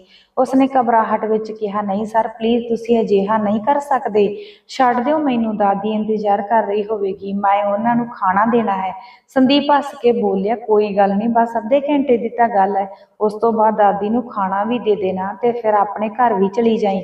ਇਹ ਕਹਿੰਦੇ ਹੋਏ ਉਸਨੇ ਸੰਦੀਪ ਨੂੰ ਆਪਣੀਆਂ ਬਾਹਾਂ ਵਿੱਚ ਲੈ ਲਿਆ, ਉਸਦੇ ਗੱਲਾਂ ਨੂੰ ਹਲਕੇ ਜਿਹੇ ਛੂਹਣਾ ਸ਼ੁਰੂ ਕਰ ਦਿੱਤਾ। ਨਵਦੀਪ ਉਸਦੀ ਪਕੜ ਤੋਂ ਬਾਹਰ ਨਿਕਲਣ ਦੀ ਕੋਸ਼ਿਸ਼ ਕਰ ਰਹੀ ਸੀ, ਪਰ ਸੰਦੀਪ ਨੇ ਉਸ ਨੂੰ ਰੋਕ ਰੱਖਿਆ ਸੀ। ਉਸੇ ਪਲ ਸੰਦੀਪ ਦੀ ਮਾਂ ਮਨਜੀਤ ਕੌਰ ਦੀ ਆਵਾਜ਼ ਆਈ, ਸੰਦੀਪ ਕਿੱਥੇ ਰਹਿ ਗਈ? ਮੰਮੀ ਕਦੋਂ ਤੋਂ ਖਾਣੇ ਦਾ ਇੰਤਜ਼ਾਰ ਕਰ ਰਹੀ ਹੈ। ਸੰਦੀਪ ਦੀ ਪਕੜ ਢਿੱਲੀ ਹੋ ਗਈ ਤੇ ਨਵਦੀਪ ਨੇ ਇਸੇ ਮੌਕੇ ਦਾ ਫਾਇਦਾ ਚੁੱਕਦੇ ਹੋਏ ਖੁਦ ਨੂੰ ਛੁਡਾਇਆ ਤੇ ਕਮਰੇ ਵਿੱਚੋਂ ਤੇਜ਼ੀ ਨਾਲ ਬਾਹਰ ਨਿਕਲ ਗਈ। ਸੰਦੀਪ ਨੇ ਠੰਡਾ ਸਾਹ ਭਰਿਆ ਤੇ ਕਿਹਾ, ਅੱਜ ਨਹੀਂ ਤਾਂ ਫੇਰ ਕਦੇ ਸਹੀ, ਪਰ ਤੇਰੇ ਹੁਸਨ ਦਾ ਰਾਸਤਾ ਚੱਖਣਾ ਹੀ ਪਵੇਗਾ ਮੇਰੀ ਜਾਨ। ਇਹਨਾਂ ਕਹਿ ਕੇ ਉਹ ਆਪਣੇ ਕੱਪੜੇ ਪਾਉਣ ਲੱਗਿਆ। ਉਧਰ ਨਵਦੀਪ ਦਾ ਦਿਲ ਜ਼ੋਰਾਂ ਨਾਲ ਧੜਕ ਰਿਹਾ ਸੀ। ਉਹ ਦਾਦੀ ਨੂੰ ਖਾਣਾ ਦਿੰਦੇ ਹੋਏ ਵੀ ਬਹੁਤ ਡਰ ਰਹੀ ਸੀ। ਦਾਦੀ ਨੇ ਉਸਦੇ ਚਿਹਰੇ ਦੀ ਘਬਰਾਹਟ ਨੂੰ ਸਮਝਦੇ ਹੋਏ ਪੁੱਛਿਆ, ਕੀ ਗੱਲ ਹੈ ਨਵਦੀਪ, ਅੱਜ ਇੰਨੀ ਘਬਰਾਈ ਹੋਈ ਕਿਉਂ ਹੈ? ਸਭ ਠੀਕ ਤਾਂ ਹੈ ਨਾ? ਨਵਦੀਪ ਚਾਹ ਕੇ ਵੀ ਸੰਦੀਪ ਦੇ ਬਾਰੇ ਵਿੱਚ ਦਾਦੀ ਨੂੰ ਕੁਝ ਨਹੀਂ ਦੱਸ ਸਕੀ। ਉਸ ਨੂੰ ਆਪਣੀ ਨੌਕਰੀ ਜਾਣ ਦਾ ਡਰ ਸੀ। ਉਸਨੇ ਮਨ ਵਿੱਚ ਧਾਰ ਲਿਆ ਸੀ ਕਿ ਉਹ ਦਾਦੀ ਦੇ ਕੋਲ ਰਹਿ ਕੇ ਹੀ ਖੁਦ ਨੂੰ ਸੁਰੱਖਿਅਤ ਰੱਖੇਗੀ। ਦਾਦੀ ਦੇ ਕੋਲੋਂ ਜਾ ਕੇ ਬੇਵਜ੍ਹਾ ਘਰ ਵਿੱਚ ਇੱਧਰ ਉੱਧਰ ਨਹੀਂ ਘੁੰਮੇਗੀ ਤੇ ਇਸੇ ਤਰ੍ਹਾਂ ਉਹ ਸੰਦੀਪ ਦੀਆਂ ਨਜ਼ਰਾਂ ਤੋਂ ਬਚ ਸਕਦੀ ਹੈ। ਕਈ ਦਿਨ ਬੀਤ ਗਏ ਤੇ ਨਵਦੀਪ ਨੂੰ ਸੰਦੀਪ ਦਾ ਸਾਹਮਣਾ ਨਹੀਂ ਕਰਨਾ ਪਿਆ, ਜਿਸ ਨਾਲ ਉਸ ਨੂੰ ਸਕੂਨ ਮਿਲਿਆ। ਉਸਨੇ ਸੰਦੀਪ ਦੇ ਆਉਣ ਦੇ ਸਮੇਂ ਤੋਂ ਪਹਿਲਾਂ ਹੀ ਸਾਰੇ ਕੰਮ ਨਿਪਟਾ ਲਏ ਸੀ ਤੇ ਦਾਦੀ ਦੇ ਕਮਰੇ ਵਿੱਚ ਹੀ ਰਹਿੰਦੀ ਸੀ। ਦਾਦੀ ਨਾਲ ਉਸ ਨੂੰ ਇੱਕ ਆਪਣਾਪਣ ਮਹਿਸੂਸ ਹੋਣ ਲੱਗਿਆ ਸੀ ਤੇ ਉਹ ਵੀ ਉਸ ਦੀ ਸੇਵਾ ਤੋਂ ਖੁਸ਼ ਸੀ। ਉਧਰ ਸੰਦੀਪ ਬੇਚੈਨੀ ਨਾਲ ਨਵਦੀਪ ਨੂੰ ਲੱਭ ਰਿਹਾ ਸੀ। ਜਦ ਉਸ ਦਿਨ ਤੋਂ ਨਵਦੀਪ ਨੂੰ ਦੇਖਿਆ ਸੀ ਤਾਂ ਉਸਦਾ ਦਿਲ ਬੇਚੈਨ। ਇੱਕ ਦਿਨ ਉਸਨੇ ਜਾਣਬੁੱਝ ਕੇ ਆਫਿਸ ਤੋਂ ਜਲਦੀ ਆਉਣ ਦਾ ਫੈਸਲਾ ਕੀਤਾ, ਕਿਉਂਕਿ ਉਸ ਨੂੰ ਨਵਦੀਪ ਦੀ ਕਮੀ ਖਾ ਰਹੀ ਸੀ। ਉਹ ਜਾਣਦਾ ਸੀ ਕਿ ਅੱਜ ਉਸਦੀ ਮਾਂ ਘਰ ਨਹੀਂ ਹੈ, ਉਹ ਆਪਣੇ ਦੋਸਤ ਦੀ ਬਰਥਡੇ ਪਾਰਟੀ ਤੇ ਗਈ ਹੈ ਤੇ ਦਾਦੀ ਆਪਣੇ ਕਮਰੇ ਵਿੱਚ ਆਰਾਮ ਕਰ ਰਹੀ ਹੋਵੇਗੀ। ਜਦੋਂ ਸੰਦੀਪ ਘਰੇ ਆਇਆ ਤਾਂ ਉਸਦੀ ਸੋਚ ਦੇ ਅਨੁਸਾਰ ਘਰ ਵਿੱਚ ਕੋਈ ਨਹੀਂ ਸੀ। ਨਵਦੀਪ ਰਸੋਈ ਵਿੱਚ ਦਾਦੀ ਦੇ ਲਈ ਸੂਪ ਬਣਾ ਰਹੀ ਸੀ ਤੇ ਸੰਦੀਪ ਬਿਨਾਂ ਦੱਸੇ ਰਸੋਈ ਵੱਲ ਚਲਾ ਗਿਆ। ਗਰਮੀ ਦੀ ਵਜ੍ਹਾ ਨਾਲ ਨਵਦੀਪ ਦੇ ਚਿਹਰੇ ਤੇ ਪਸੀਨੇ ਦੀਆਂ ਬੂੰਦਾਂ ਸੀ ਤੇ ਉਸਦੇ ਵਾਲ ਉਸਦੀਆਂ ਗੱਲਾਂ ਨੂੰ ਚੁੰਬੜੇ ਹੋਏ ਸੀ। ਸੰਦੀਪ ਛੋਟੇ ਛੋਟੇ ਕਦਮ ਚੱਕਦੇ ਹੋਏ ਠੀਕ ਨਵਦੀਪ ਦੇ ਪਿੱਛੇ ਜਾ ਕੇ ਖੜਾ ਹੋ ਗਿਆ। ਅਗਲੇ ਹੀ ਪਲ ਸੰਦੀਪ ਨੇ ਉਸਦੀਆਂ ਗੱਲਾਂ ਹਟਾਉਂਦੇ ਹੋਏ ਹੌਲੀ ਜਿਹੀ ਉਸਦੇ ਕੰਨਾਂ ਦੇ ਪਿੱਛੇ ਕਰ ਦਿੱਤੇ। ਇਹ ਦੇਖ ਕੇ ਨਵਦੀਪ ਅਚਾਨਕ ਦੂਰ ਹਟ ਗਈ ਤੇ ਸਹਿਮ ਕੇ ਬੋਲੀ, ਤੁਸੀਂ ਅਜਿਹਾ ਕਿਉਂ ਕਰ ਰਹੇ ਹੋ? ਪਲੀਜ਼ ਪਲੀਜ਼ ਮੈਨੂੰ ਛੱਡ ਦਿਓ, ਮੇਰੇ ਤੋਂ ਦੂਰ ਰਿਹਾ ਕਰੋ, ਮੈਨੂੰ ਚੰਗਾ ਨਹੀਂ ਲੱਗਦਾ। ਸੰਦੀਪ ਨੇ ਹਲਕੀ ਮੁਸਕਾਨ ਦੇ ਨਾਲ ਕਿਹਾ, ਤੂੰ ਮੇਰੇ ਤੋਂ ਇੰਨਾ ਡਰਦੀ ਕਿਉਂ ਹੈ? ਮੈਂ ਤੈਨੂੰ ਚੋਟ ਨਹੀਂ ਪਹੁੰਚਾਊਂਗਾ, ਤੂੰ ਤਾਂ ਇੱਕ ਨਾਜ਼ੁਕ ਜਿਹਾ ਫੁੱਲ ਹੈ ਤੇ ਫੁੱਲਾਂ ਨੂੰ ਬਹੁਤ ਹੀ ਪਿਆਰ ਨਾਲ ਰੱਖਿਆ ਜਾਂਦਾ, ਉਹਨਾਂ ਨੂੰ ਮਸਲਿਆ ਨਹੀਂ ਜਾਂਦਾ। ਕਹਿੰਦੇ ਕਹਿੰਦੇ ਸੰਦੀਪ ਦੀਆਂ ਅੱਖਾਂ ਵਿੱਚ ਖੁਮਾਰੀ ਉਤਰਨ ਲੱਗੀ। ਨਵਦੀਪ ਨੇ ਕਿਹਾ, ਪਲੀਜ਼ ਤੁਸੀਂ ਦੂਰ ਰਹੋ। ਸੰਦੀਪ ਨੇ ਹਲਕੇ ਜਿਹੇ ਲਹਿਜੇ ਵਿੱਚ ਜਵਾਬ ਦਿੱਤਾ, ਠੀਕ ਹੈ, ਦਾਦੀ ਨੂੰ ਸੂਪ ਦੇਣ ਤੋਂ ਬਾਅਦ ਮੇਰੇ ਕਮਰੇ ਵਿੱਚ ਇੱਕ ਕੱਪ ਕੌਫੀ ਲੈ ਕੇ ਆਉਣਾ। ਇੰਨਾ ਕਹਿ ਕੇ ਉਹ ਕਮਰੇ ਵਿੱਚ ਚਲਾ ਗਿਆ, ਜਦ ਕਿ ਨਵਦੀਪ ਡਰ ਕੇ ਖੜੀ ਰਹੀ। ਉਹਨੇ ਚਾਹੁੰਦੀ ਸੀ ਕਿ ਸੰਦੀਪ ਦੇ ਕਮਰੇ ਵਿੱਚ ਉਹ ਜਾਵੇ, ਪਰ ਮਨਾ ਵੀ ਨਹੀਂ ਕਰ ਸਕੀ। ਉਸਨੇ ਸੂਪ ਤਿਆਰ ਕਰਕੇ ਦਾਦੀ ਨੂੰ ਦਿੱਤਾ ਤੇ ਰਸੋਈ ਵਿੱਚ ਆ ਕੇ ਸੰਦੀਪ ਦੇ ਲਈ ਕੌਫੀ ਬਣਾਉਣ ਲੱਗੀ। ਕੁਝ ਸੋਚ ਕੇ ਨਵਦੀਪ ਸੀਮਾ ਨੂੰ ਬੁਲਾ ਕੇ ਲਿਆਈ, ਜੋ ਘਰ ਵਿੱਚ ਕੰਮਕਾਜ ਦੇਖਦੀ ਸੀ। ਨਵਦੀਪ ਨੇ ਸੀਮਾ ਨੂੰ ਕਿਹਾ ਕਿ ਇਹ ਕੌਫੀ ਸੰਦੀਪ ਸਰ ਨੂੰ ਦੇ। ਸੀਮਾ ਕੌਫੀ ਲੈ ਕੇ ਸੰਦੀਪ ਦੇ ਕੋਲ ਗਈ, ਪਰ ਕੁਝ ਹੀ ਦੇਰ ਵਿੱਚ ਉਹ ਨਿਰਾਸ਼ ਹੋ ਕੇ ਵਾਪਸ ਆ ਗਈ। ਉਸਨੇ ਕਿਹਾ, ਸੰਦੀਪ ਸਾਹਿਬ ਨੇ ਮਨਾ ਕਰ ਦਿੱਤਾ ਤੇ ਕਹਿ ਰਹੇ ਨੇ ਕਿ ਜਿਸ ਤੋਂ ਕੌਫੀ ਮੰਗਵਾਈ ਸੀ ਉਹੀ ਲੈ ਕੇ ਆਵੇ। ਉਹਨਾਂ ਨੇ ਮੈਨੂੰ ਝਿੜਕ ਵੀ ਦਿੱਤਾ। ਦਾਦੀ ਨੇ ਸੀਮਾ ਦੀ ਗੱਲ ਸੁਣਦੇ ਹੋਏ ਕਿਹਾ, ਇਹ ਮੁੰਡਾ ਤਾਂ ਬਚਪਨ ਤੋਂ ਹੀ ਇਸੇ ਤਰ੍ਹਾਂ ਦਾ ਜਿੱਦੀ ਹੈ, ਜੋ ਗੱਲ ਉਸਦੇ ਮੂੰਹ ਚੋਂ ਨਿਕਲ ਜਾਵੇ ਉਸਨੂੰ ਪੂਰਾ ਕਰਕੇ ਹੀ ਮੰਨਦਾ ਹੈ। ਨਵਦੀਪ ਬੇਟਾ, ਤੂੰ ਹੀ ਜਾ ਕੇ ਕੌਫੀ ਦੇ ਆ, ਫਿਰ ਆਪਣੇ ਘਰ ਚਲੀ ਜਾਈਂ। ਮੇਰੇ ਪੈਰਾਂ ਦੀ ਮਾਲਸ਼ ਤੂੰ ਛੱਡ ਦੇ, ਮੇਰੇ ਪੈਰਾਂ ਨੂੰ ਹੁਣ ਕਾਫੀ ਆਰਾਮ ਹੈ। ਨਵਦੀਪ ਦੇ ਕੋਲ ਹੁਣ ਕੋਈ ਰਾਸਤਾ ਨਹੀਂ ਸੀ। ਉਸਨੇ ਮਨ ਹੀ ਮਨ ਹੌਸਲਾ ਕੀਤਾ ਤੇ ਸੋਚ ਲਿਆ ਕਿ ਕੌਫੀ ਦੇ ਕੇ ਛੇਤੀ ਤੋਂ ਛੇਤੀ ਉੱਥੋਂ ਆ ਜਾਵੇਗੀ। ਨਵਦੀਪ ਦਾ ਦਿਲ ਤੇਜ਼ੀ ਨਾਲ ਧੜਕ ਰਿਹਾ ਸੀ ਜਦੋਂ ਉਸਨੇ ਦਾਦੀ ਦੇ ਕਹਿਣ ਤੇ ਸੰਦੀਪ ਦੇ ਕਮਰੇ ਵੱਲ ਕਦਮ ਵਧਾਇਆ। ਉਸਦੇ ਹੱਥ ਵਿੱਚ ਕੌਫੀ ਦਾ ਕੱਪ ਸੀ ਤੇ ਹਰ ਕਦਮ ਦੇ ਨਾਲ ਉਸਦੀ ਘਬਰਾਹਟ ਵੱਧਦੀ ਜਾ ਰਹੀ ਸੀ। ਦਰਵਾਜ਼ੇ ਤੇ ਹਲਕੀ ਦਸਤਕ ਦੇਣ ਤੋਂ ਬਾਅਦ ਸੰਦੀਪ ਦੀ ਆਵਾਜ਼ ਆਈ ਕਿ ਆ ਜਾਓ, ਦਰਵਾਜ਼ਾ ਖੁੱਲ੍ਹਾ ਹੈ। ਸੰਦੀਪ ਨੇ ਦਰਵਾਜ਼ਾ ਖੋਲ੍ਹਿਆ ਤੇ ਕਮਰੇ ਵਿੱਚ ਚਲੀ ਗਈ। ਸੰਦੀਪ ਬਿਸਤਰੇ ਤੇ ਸਿਰਹਾਣੇ ਦੇ ਸਹਾਰੇ ਬੈਠਾ ਹੋਇਆ ਸੀ, ਜਿਵੇਂ ਉਸਦੇ ਆਉਣ ਦੀ ਰਾਹ ਦੇਖ ਰਿਹਾ ਹੋਵੇ। ਉਸਨੇ ਛੇਤੀ ਕੌਫੀ ਦਾ ਕੱਪ ਸਾਈਡ ਟੇਬਲ ਤੇ ਰੱਖਿਆ ਤੇ ਪਲਟਣ ਲੱਗੀ ਕਿ ਅਚਾਨਕ ਸੰਦੀਪ ਨੇ ਉਸਦਾ ਹੱਥ ਫੜ ਕੇ ਉਸਨੂੰ ਬਿਸਤਰੇ ਤੇ ਬਿਠਾ ਦਿੱਤਾ। ਖੁਦ ਵੀ ਉਸਦੇ ਕਰੀਬ ਹੋ ਕੇ ਬੈਠ ਗਿਆ। ਇੰਨੀ ਜਲਦੀ ਕੀ ਹੈ ਜਾਣ ਦੀ? ਸੰਦੀਪ ਨੇ ਹੱਸਦੇ ਹੋਏ ਕਿਹਾ, ਅਜੇ ਤਾਂ ਬਹੁਤ ਸਾਰੀਆਂ ਗੱਲਾਂ ਕਰਨੀਆਂ ਨੇ ਤੇਰੇ ਨਾਲ। ਤੂੰ ਮੇਰੇ ਤੋਂ ਇੰਨਾ ਦੂਰ ਕਿਉਂ ਭੱਜਦੀ ਹੈ? ਮੈਂ ਤੈਨੂੰ ਨੁਕਸਾਨ ਨਹੀਂ ਪਹੁੰਚਾਵਾਂਗਾ, ਬਸ ਤੇਰੀ ਖੂਬਸੂਰਤੀ ਦਾ ਰਸ ਚੱਖਣਾ ਚਾਹੁੰਦਾ ਹਾਂ। ਉਸ ਤੋਂ ਬਾਅਦ ਤੂੰ ਆਪਣੇ ਰਾਸਤੇ ਤੇ ਮੈਂ ਆਪਣੇ ਰਾਸਤੇ ਤੇ। ਇੰਨਾ ਕਹਿ ਕੇ ਉਸਨੇ ਨਵਦੀਪ ਦੇ ਕਰੀਬ ਆਉਣ ਦੀ ਕੋਸ਼ਿਸ਼ ਕੀਤੀ। ਘਬਰਾਈ ਹੋਈ ਨਵਦੀਪ ਕਿਸੇ ਤਰ੍ਹਾਂ ਉਸਦੀ ਪਕੜ ਤੋਂ ਛੁੱਟ ਕੇ ਦਰਵਾਜ਼ੇ ਵੱਲ ਵਧੀ, ਪਰ ਸੰਦੀਪ ਨੇ ਝਪਟ ਕੇ ਦਰਵਾਜ਼ਾ ਬੰਦ ਕਰ ਦਿੱਤਾ ਤੇ ਸਾਹਮਣੇ ਆ ਕੇ ਖੜਾ ਹੋ ਗਿਆ। ਸੰਦੀਪ ਦੀਆਂ ਅੱਖਾਂ ਵਿੱਚ ਅਜੀਬ ਜਿਹੀ ਚਮਕ ਸੀ, ਜਦ ਕਿ ਨਵਦੀਪ ਉਸਨੂੰ ਖੁਦ ਤੋਂ ਦੂਰ ਹਟਾਉਣ ਦੇ ਲਈ ਕਹਿ ਰਹੀ ਸੀ। ਅਗਲੇ ਹੀ ਪਲ ਉਸਨੇ ਕਿਹਾ ਕਿ ਤੇਰੀ ਕੀਮਤ ਕੀ ਹੈ ਦੱਸ? ਮੈਂ ਦੇਖ ਰਿਹਾ ਹਾਂ ਤੂੰ ਬਹੁਤ ਨਖਰੇ ਕਰ ਰਹੀ ਹੈ। ਅੱਜ ਤੱਕ ਜਿੰਨੀਆਂ ਵੀ ਕੁੜੀਆਂ ਮੇਰੀ ਜ਼ਿੰਦਗੀ ਵਿੱਚ ਆਈਆਂ ਨੇ, ਜਾਂ ਤਾਂ ਖੁਦ ਚੱਲ ਕੇ ਆਈਆਂ ਨੇ ਤੇ ਜਾਂ ਉਹਨਾਂ ਨੂੰ ਪੈਸੇ ਦਾ ਲਾਲਚ ਸੀ। ਮੈਨੂੰ ਲੱਗਦਾ ਤੈਨੂੰ ਵੀ ਪੈਸਿਆਂ ਦੀ ਜ਼ਰੂਰਤ ਹੈ, ਤੈਨੂੰ ਵੀ ਚਾਹੀਦੇ ਨੇ, ਪਰ ਕਹਿ ਨਹੀਂ ਰਹੀ। ਦੱਸ ਕਿੰਨੇ ਪੈਸੇ ਚਾਹੀਦੇ ਨੇ? ਮੈਂ ਇੱਕ ਰਾਤ ਦੀ ਕੀਮਤ ਦੇਣ ਦੇ ਲਈ ਤਿਆਰ ਹਾਂ। ਸੰਦੀਪ ਦੀ ਗੱਲ ਸੁਣਦੇ ਹੀ ਨਵਦੀਪ ਦੇ ਪੂਰੇ ਸਰੀਰ ਵਿੱਚ ਅੱਗ ਜਿਹੀ ਲੱਗ ਗਈ। ਉਸਦੀਆਂ ਅੱਖਾਂ ਵਿੱਚ ਹੰਝੂ ਤੇ ਗੁੱਸੇ ਦੋਨਾਂ ਹੀ ਇਕੱਠੇ ਸੀ। ਗੁੱਸੇ ਨਾਲ ਉਸਦਾ ਚਿਹਰਾ ਲਾਲ ਹੋ ਗਿਆ। ਅਗਲੇ ਹੀ ਪਲ ਉਸਦਾ ਹੱਥ ਉੱਠਿਆ ਤੇ ਸੰਦੀਪ ਦੇ ਚਿਹਰੇ ਤੇ ਆਪਣੇ ਨਿਸ਼ਾਨ ਛੱਡ ਦਿੱਤੇ। ਸੰਦੀਪ ਤਾਂ ਹੈਰਾਨ ਹੋ ਗਿਆ, ਨਵਦੀਪ ਨੂੰ ਦੇਖ ਰਿਹਾ ਸੀ, ਕੁਝ ਬੋਲ ਹੀ ਨਹੀਂ ਸਕਿਆ। ਉਸਨੇ ਸੰਦੀਪ ਨੂੰ ਘੂਰਦੇ ਹੋਏ ਕਿਹਾ, ਮੈਂ ਆਪਣੀ ਇੱਜ਼ਤ ਵੇਚਣ ਵਾਲੀ ਕੁੜੀ ਨਹੀਂ ਹਾਂ। ਜੇ ਰੋਟੀ ਕਮਾਉਣ ਦੇ ਲਈ ਮੈਨੂੰ ਆਪਣੀ ਇੱਜ਼ਤ ਵੇਚਣੀ ਹੀ ਹੁੰਦੀ ਤਾਂ ਮੈਂ ਇਸ ਘਰ ਵਿੱਚ ਨੌਕਰੀ ਨਹੀਂ ਕਰਦੀ, ਬਲਕਿ ਕਿਤੇ ਹੋਰ ਜਾ ਕੇ ਪੈਸੇ ਕਮਾਉਂਦੀ। ਸਮਝਿਆ ਤੂੰ ਬਹੁਤ ਗਲਤ ਸਮਝਿਆ ਮੈਨੂੰ। ਮੈਂ ਤੇਰੇ ਵਰਗੇ ਘਟੀਆ ਸੋਚ ਰੱਖਣ ਵਾਲੇ ਇਨਸਾਨ ਦੇ ਲਈ ਨਹੀਂ ਹਾਂ। ਤੂੰ ਬੇਸ਼ੱਕ ਪੈਸਿਆਂ ਨਾਲ ਅਮੀਰ ਹੋ ਸਕਦਾ, ਪਰ ਤੇਰਾ ਕਰੈਕਟਰ ਤੇ ਇਨਸਾਨੀਅਤ ਜ਼ਮੀਨ ਤੋਂ ਵੀ ਥੱਲੇ ਗਿਰ ਚੁੱਕੀ ਹੈ। ਤੂੰ ਮੇਰੇ ਪੈਰਾਂ ਦੀ ਧੂੜ ਦੇ ਬਰਾਬਰ ਵੀ ਨਹੀਂ ਹੈ। ਸੰਦੀਪ ਹੱਕਾ ਬੱਕਾ ਹੋ ਗਿਆ, ਤੁਰੰਤ ਕਮਰੇ ਚੋਂ ਬਾਹਰ ਨਿਕਲ ਗਈ। ਪਰ ਸੰਦੀਪ ਦਾ ਚਿਹਰਾ ਗੁੱਸੇ ਨਾਲ ਲਾਲ ਹੋ ਗਿਆ ਸੀ। ਉਸਦੀ ਜ਼ਿੰਦਗੀ ਵਿੱਚ ਕਦੇ ਕਿਸੇ ਕੁੜੀ ਨੇ ਇਸ ਤਰ੍ਹਾਂ ਨਹੀਂ ਠੁਕਰਾਇਆ ਸੀ। ਗੁੱਸੇ ਨਾਲ ਬੇਕਾਬੂ ਹੋ ਕੇ ਕਮਰੇ ਵਿੱਚ ਰੱਖੀਆਂ ਚੀਜ਼ਾਂ ਨੂੰ ਇੱਧਰ ਉੱਧਰ ਸੁੱਟਣਾ ਸ਼ੁਰੂ ਕਰ ਦਿੱਤਾ। ਸ਼ੀਸ਼ੇ ਦੇ ਸਾਹਮਣੇ ਖੜੇ ਹੋ ਕੇ ਆਪਣੇ ਚਿਹਰੇ ਤੇ ਨਵਦੀਪ ਦੇ ਥੱਪੜ ਦਾ ਨਿਸ਼ਾਨ ਦੇਖ ਕੇ ਉਸਨੇ ਗੁੱਸੇ ਵਿੱਚ ਕਿਹਾ, ਮੈਂ ਤੈਨੂੰ ਛੱਡੂੰਗਾ ਨਹੀਂ, ਤੈਨੂੰ ਤੇਰੀ ਔਕਾਤ ਯਾਦ ਕਰਾਊਂ। ਤਿਆਰ ਹੋ ਜਾ ਸੰਦੀਪ ਦੇ ਗੁੱਸੇ ਦਾ ਨਿਸ਼ਾਨਾ ਬਣਨ ਦੇ ਲਈ। ਤੇ ਅਗਲੇ ਹੀ ਪਲ ਸੰਦੀਪ ਨੇ ਨਵਦੀਪ ਨੂੰ ਚੱਕ ਲਿਆ ਤੇ ਆਪਣੇ ਫਲੈਟ ਤੇ ਲੈ ਆਇਆ ਸੀ ਤੇ ਹੁਣ ਉਸਦੇ ਨਾਲ ਜ਼ਬਰਦਸਤੀ ਕਰਕੇ ਆਪਣਾ ਬਦਲਾ ਪੂਰਾ ਕਰਨਾ ਚਾਹੁੰਦਾ ਸੀ। ਨਵਦੀਪ ਫੁੱਟ-ਫੁੱਟ ਕੇ ਰੋ ਰਹੀ ਸੀ। ਉਸਦੇ ਮਾਂ-ਪਿਓ ਨੂੰ ਜਦੋਂ ਪਤਾ ਲੱਗੇਗਾ ਕਿ ਉਹਨਾਂ ਦੀ ਧੀ ਗਾਇਬ ਹੋ ਚੁੱਕੀ ਹੈ ਤਾਂ ਉਹਨਾਂ ਤੇ ਕੀ ਬੀਤੇਗੀ? ਕੁਝ ਵੀ ਹੋ ਜਾਵੇ, ਪਰ ਨਵਦੀਪ ਨੇ ਸੋਚ ਲਿਆ ਸੀ ਕਿ ਮੈਂ ਇਸ ਆਦਮੀ ਦੀ ਹਵਸ ਦਾ ਨਿਸ਼ਾਨਾ ਨਹੀਂ ਬਣੂੰਗੀ, ਬੇਸ਼ੱਕ ਮੈਨੂੰ ਖੁਦ ਦੀ ਜਾਨ ਲੈਣੀ ਪਵੇ। ਪਰ ਸੰਦੀਪ ਵੀ ਘੱਟ ਹੁਸ਼ਿਆਰ ਨਹੀਂ ਸੀ। ਉਸਨੇ ਕਮਰੇ ਵਿੱਚ ਕੋਈ ਅਜਿਹੀ ਚੀਜ਼ ਨਹੀਂ ਛੱਡੀ ਸੀ ਜਿਸ ਨਾਲ ਕਿ ਨਵਦੀਪ ਖੁਦ ਨੂੰ ਨੁਕਸਾਨ ਪਹੁੰਚਾ ਸਕੇ। ਪੂਰਾ ਦਿਨ ਲੰਘ ਚੁੱਕਿਆ ਸੀ। ਉਸਨੂੰ ਇੱਕ ਨੌਕਰਾਣੀ ਖਾਣਾ ਦੇ ਕੇ ਚਲੀ ਗਈ ਤੇ ਬਾਹਰ ਤੋਂ ਦਰਵਾਜ਼ਾ ਵੀ ਬੰਦ ਕਰ ਗਈ। ਰਾਤ ਦੇ 10 ਵਜੇ ਉਸਦੇ ਦਰਵਾਜ਼ੇ ਤੇ ਆਹਟ ਹੋਈ। ਉਸਦਾ ਦਿਲ ਉਛਲ ਕੇ ਗਲੇ ਵਿੱਚ ਆਇਆ ਸੀ। ਦਰਵਾਜ਼ਾ ਖੋਲ੍ਹ ਕੇ ਅੰਦਰ ਆਉਣ ਵਾਲਾ ਕੋਈ ਹੋਰ ਨਹੀਂ ਬਲਕਿ ਸੰਦੀਪ ਹੀ ਸੀ। ਆਉਂਦੇ ਹੀ ਉਸਨੇ ਟਾਈ ਉਤਾਰ ਕੇ ਦੂਰ ਸੁੱਟ ਦਿੱਤੀ ਤੇ ਆਪਣਾ ਨਾਈਟ ਸੂਟ ਲੈ ਕੇ ਬਾਥਰੂਮ ਵਿੱਚ ਵੜ ਗਿਆ। ਉਸਨੇ ਇੱਕ ਨਜ਼ਰ ਨਵਦੀਪ ਤੇ ਜ਼ਰੂਰ ਪਾਈ ਸੀ ਤੇ ਉਸਦੇ ਚਿਹਰੇ ਤੇ ਸਿਰਫ ਉਸਨੂੰ ਘਬਰਾਹਟ ਹੀ ਦਿਸੀ ਸੀ, ਜਦ ਕਿ ਨਵਦੀਪ ਡਰੀ ਸਹਿਮੀ ਬੈੱਡ ਤੇ ਬੈਠੀ ਹੋਈ ਸੀ। ਥੋੜੀ ਦੇਰ ਬਾਅਦ ਹੀ ਸੰਦੀਪ ਬਾਥਰੂਮ ਚੋਂ ਬਾਹਰ ਆਇਆ ਸੀ। ਸ਼ੀਸ਼ੇ ਦੇ ਸਾਹਮਣੇ ਖੜੇ ਹੋ ਕੇ ਆਪਣੇ ਵਾਲ ਸੈੱਟ ਕਰਦਾ ਹੋਇਆ ਕਹਿਣ ਲੱਗਿਆ, ਖੁਦ ਨੂੰ ਜਿੰਨੀ ਛੇਤੀ ਹੋ ਸਕੇ ਤਿਆਰ ਕਰ ਲਾ, ਓਨਾ ਹੀ ਤੇਰੇ ਲਈ ਚੰਗਾ ਹੈ। ਆਪਣੀ ਮਰਜ਼ੀ ਨਾਲ ਮੇਰੀਆਂ ਬਾਹਾਂ ਵਿੱਚ ਆਵੇਂਗੀ ਤਾਂ ਤਕਲੀਫ ਘੱਟ ਹੋਵੇਗੀ, ਬਲਕਿ ਮੇਰੀ ਸੰਗਤ ਵਿੱਚ ਤਾਂ ਤੈਨੂੰ ਸਕੂਨ ਹੀ ਮਿਲੇਗਾ। ਤੇ ਜੇ ਮੈਨੂੰ ਜ਼ਬਰਦਸਤੀ ਕਰਨੀ ਪਈ ਤਾਂ ਤੈਨੂੰ ਪਰੇਸ਼ਾਨੀ ਜ਼ਿਆਦਾ ਹੋਵੇਗੀ, ਕਿਉਂਕਿ ਮਨਾ ਕਰਕੇ ਤੂੰ ਮੇਰੇ ਜਨੂੰਨ ਨੂੰ ਹੋਰ ਵੀ ਹਵਾ ਦੇਵੇਂਗੀ ਤੇ ਜੇ ਮੈਂ ਜਨੂੰਨ ਵਿੱਚ ਆ ਗਿਆ ਤਾਂ ਮੇਰੇ ਜਨੂੰਨ ਨੂੰ ਸਹਿ ਨਹੀਂ ਪਾਵੇਂਗੀ। ਇਹ ਕਹਿ ਕੇ ਉਸਨੇ ਹੱਥ ਵਿੱਚ ਫੜਿਆ ਕੰਘਾ ਦੂਰ ਸੁੱਟ ਦਿੱਤਾ ਤੇ ਛੋਟੇ ਛੋਟੇ ਕਦਮ ਚੱਕਦਾ ਬੈੱਡ ਵੱਲ ਵਧਣ ਲੱਗਿਆ। ਨਵਦੀਪ ਡਰ ਨਾਲ ਬੈੱਡ ਦੇ ਕਿਨਾਰੇ ਤੇ ਜਾ ਪਹੁੰਚੀ। ਆਖਰ ਕਿਉਂ ਕਰ ਰਿਹਾ ਤੂੰ ਮੇਰੇ ਨਾਲ ਅਜਿਹਾ ਕਿ ਤੈਨੂੰ ਮੇਰੇ ਤੇ ਬਿਲਕੁਲ ਵੀ ਤਰਸ ਨਹੀਂ ਆਉਂਦਾ? ਛੱਡ ਦੇ ਪਲੀਜ਼ ਮੈਨੂੰ। ਤੈਨੂੰ ਤੇਰੇ ਟਾਈਪ ਦੀਆਂ ਹੋਰ ਕੁੜੀਆਂ ਮਿਲ ਜਾਣਗੀਆਂ।